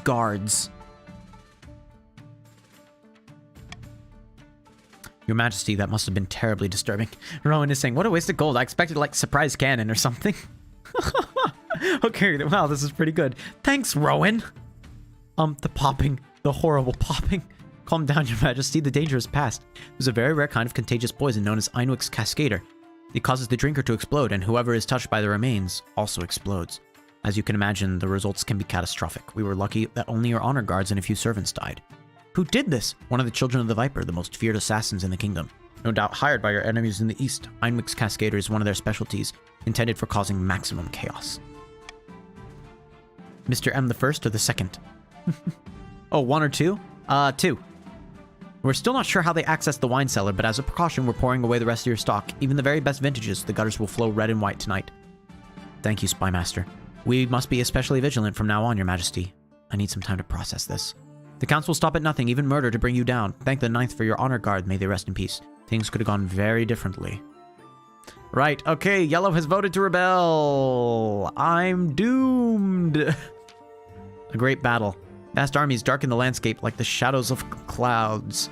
Flags are flying, drums are pounding in rhythm with the marching of boots. The kingdom is gripped with civil war. At least, that's what you imagine. Most of your time is spent in the safety of your palace, poring over a giant map with your marshal. Your Majesty, the army of the north is trying to link up with the army of the east. If we take them both on at once, we're in real trouble. Our only hope are the grandees against both Our only hope are the grandees, who have also voted for rebellion. It's just the game hasn't realized it by this point. Against both armies at once, they'd be outnumbered, but maybe they can take one of the rebel armies. We have no choice but to strike one or the other before it's too late. Hey, go at the Eastern army. Okay, hopefully they'll do as they're told. You guys can decide. Are you going to follow orders, defy orders, or hang back and let the rebels march on the capital without a challenge? Yellow, you get to decide.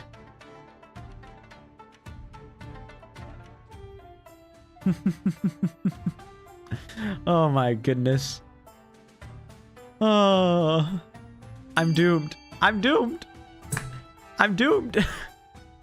Okay. Well, you guys chose to go fight the chiefs instead, so I guess you're still fighting someone. The whole city holds its breath. You stew in your palace, waiting for Marshall's return. They return, drenched in the blood and sweat of battle. It was a 0% chance. It's a 0% chance no matter what. Marshall, report. You look awful and I was getting nervous. I'll say, Marshall, report. The grandees defied your orders and decided to attack the chiefs instead. MrM, what color? Pick any 2 colors you like, but 2 colors. Let's pick blue and red. Blue and red are great colors. At dawn, we drew up battle formations. It's all very orderly at first, Your Majesty, but after the trumpets blow and the cavalry charge, it's nothing but blood and screams. As battles go, it was a slog. The battle lasted a day and a night until both soldiers on both sides were dropping dead of exhaustion. When it ended, even I wasn't sure who had won, but terrible news. The chiefs were victorious. Rebels gained a victory point there. The military is now weak, and... oh gosh.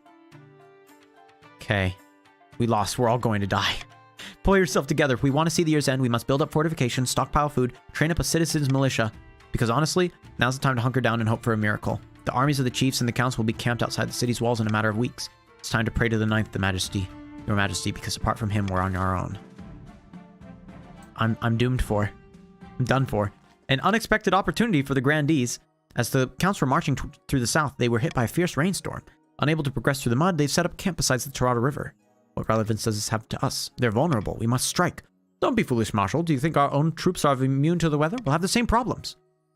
If I may suggest another option. The counts are drawing all their water from the Tirada River. If we were to poison it upstream, their troops would suffer greatly. Ninth, preserve us. That's an dishonorable way to conduct a war. Your Holiness, you cannot be seriously considering this. Where do we get all this poison?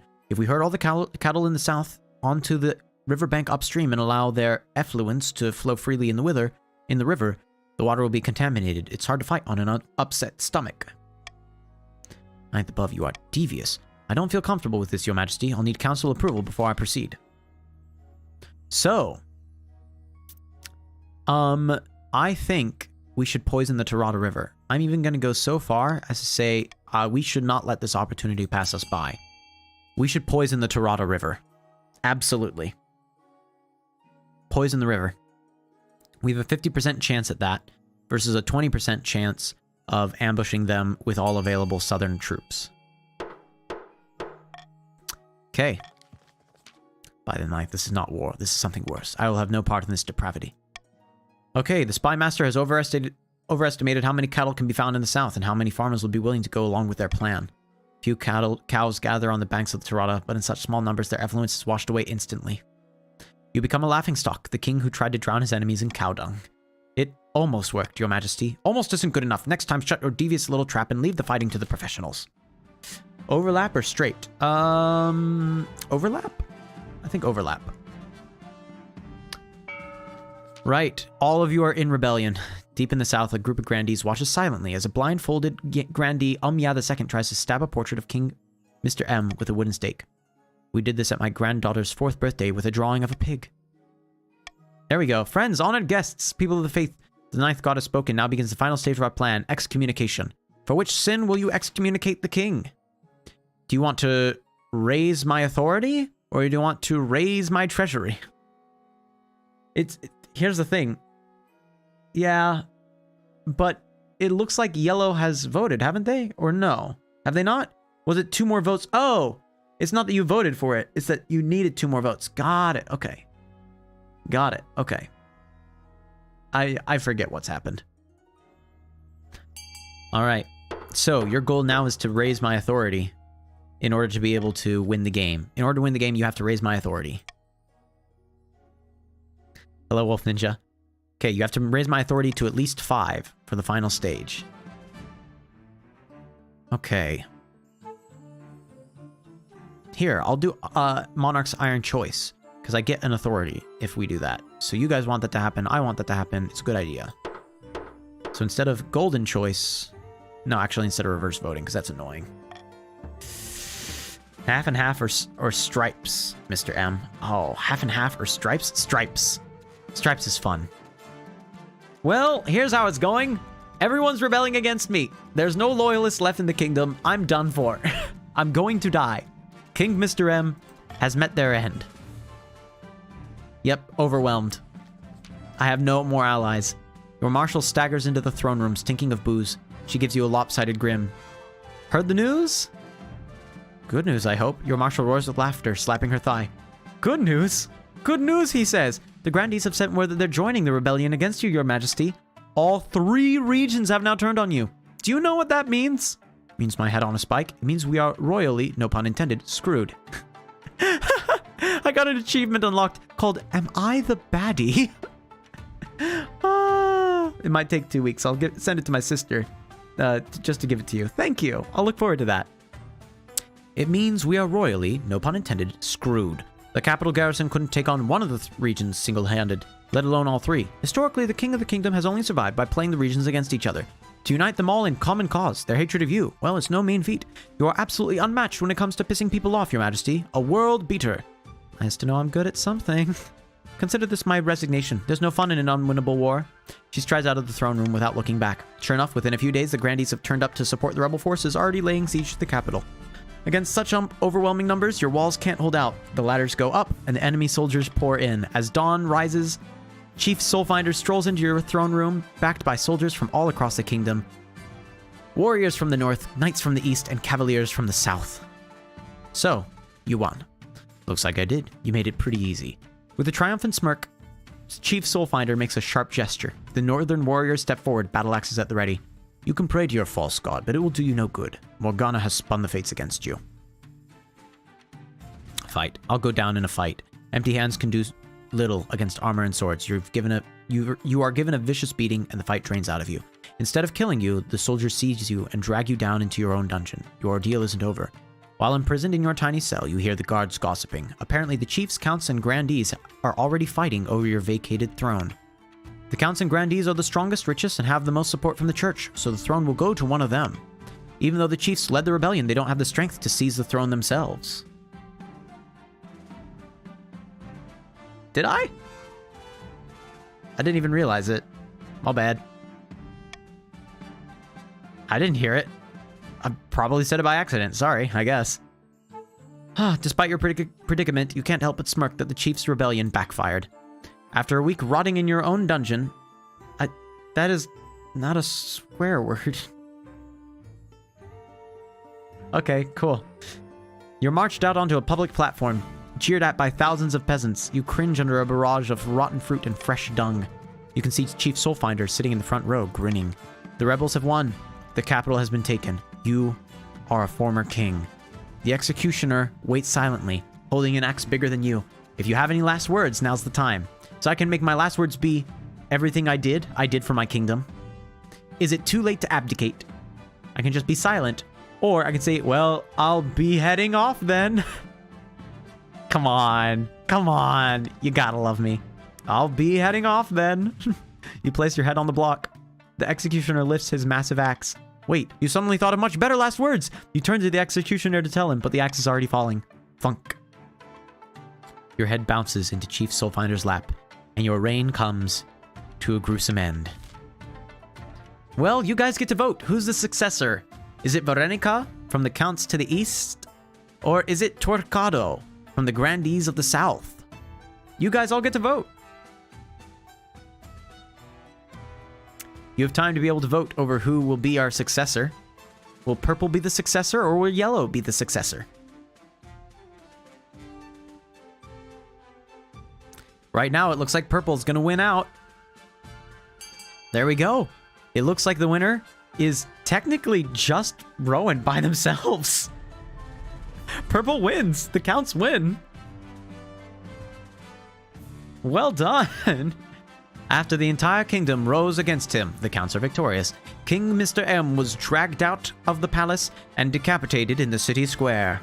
Poison gets you everywhere. Yep. The chiefs, led by Soulfinder, launched a rebellion that toppled the king and devastated the kingdom. But when the dust cleared, they weren't quick or strong enough to seize the throne themselves.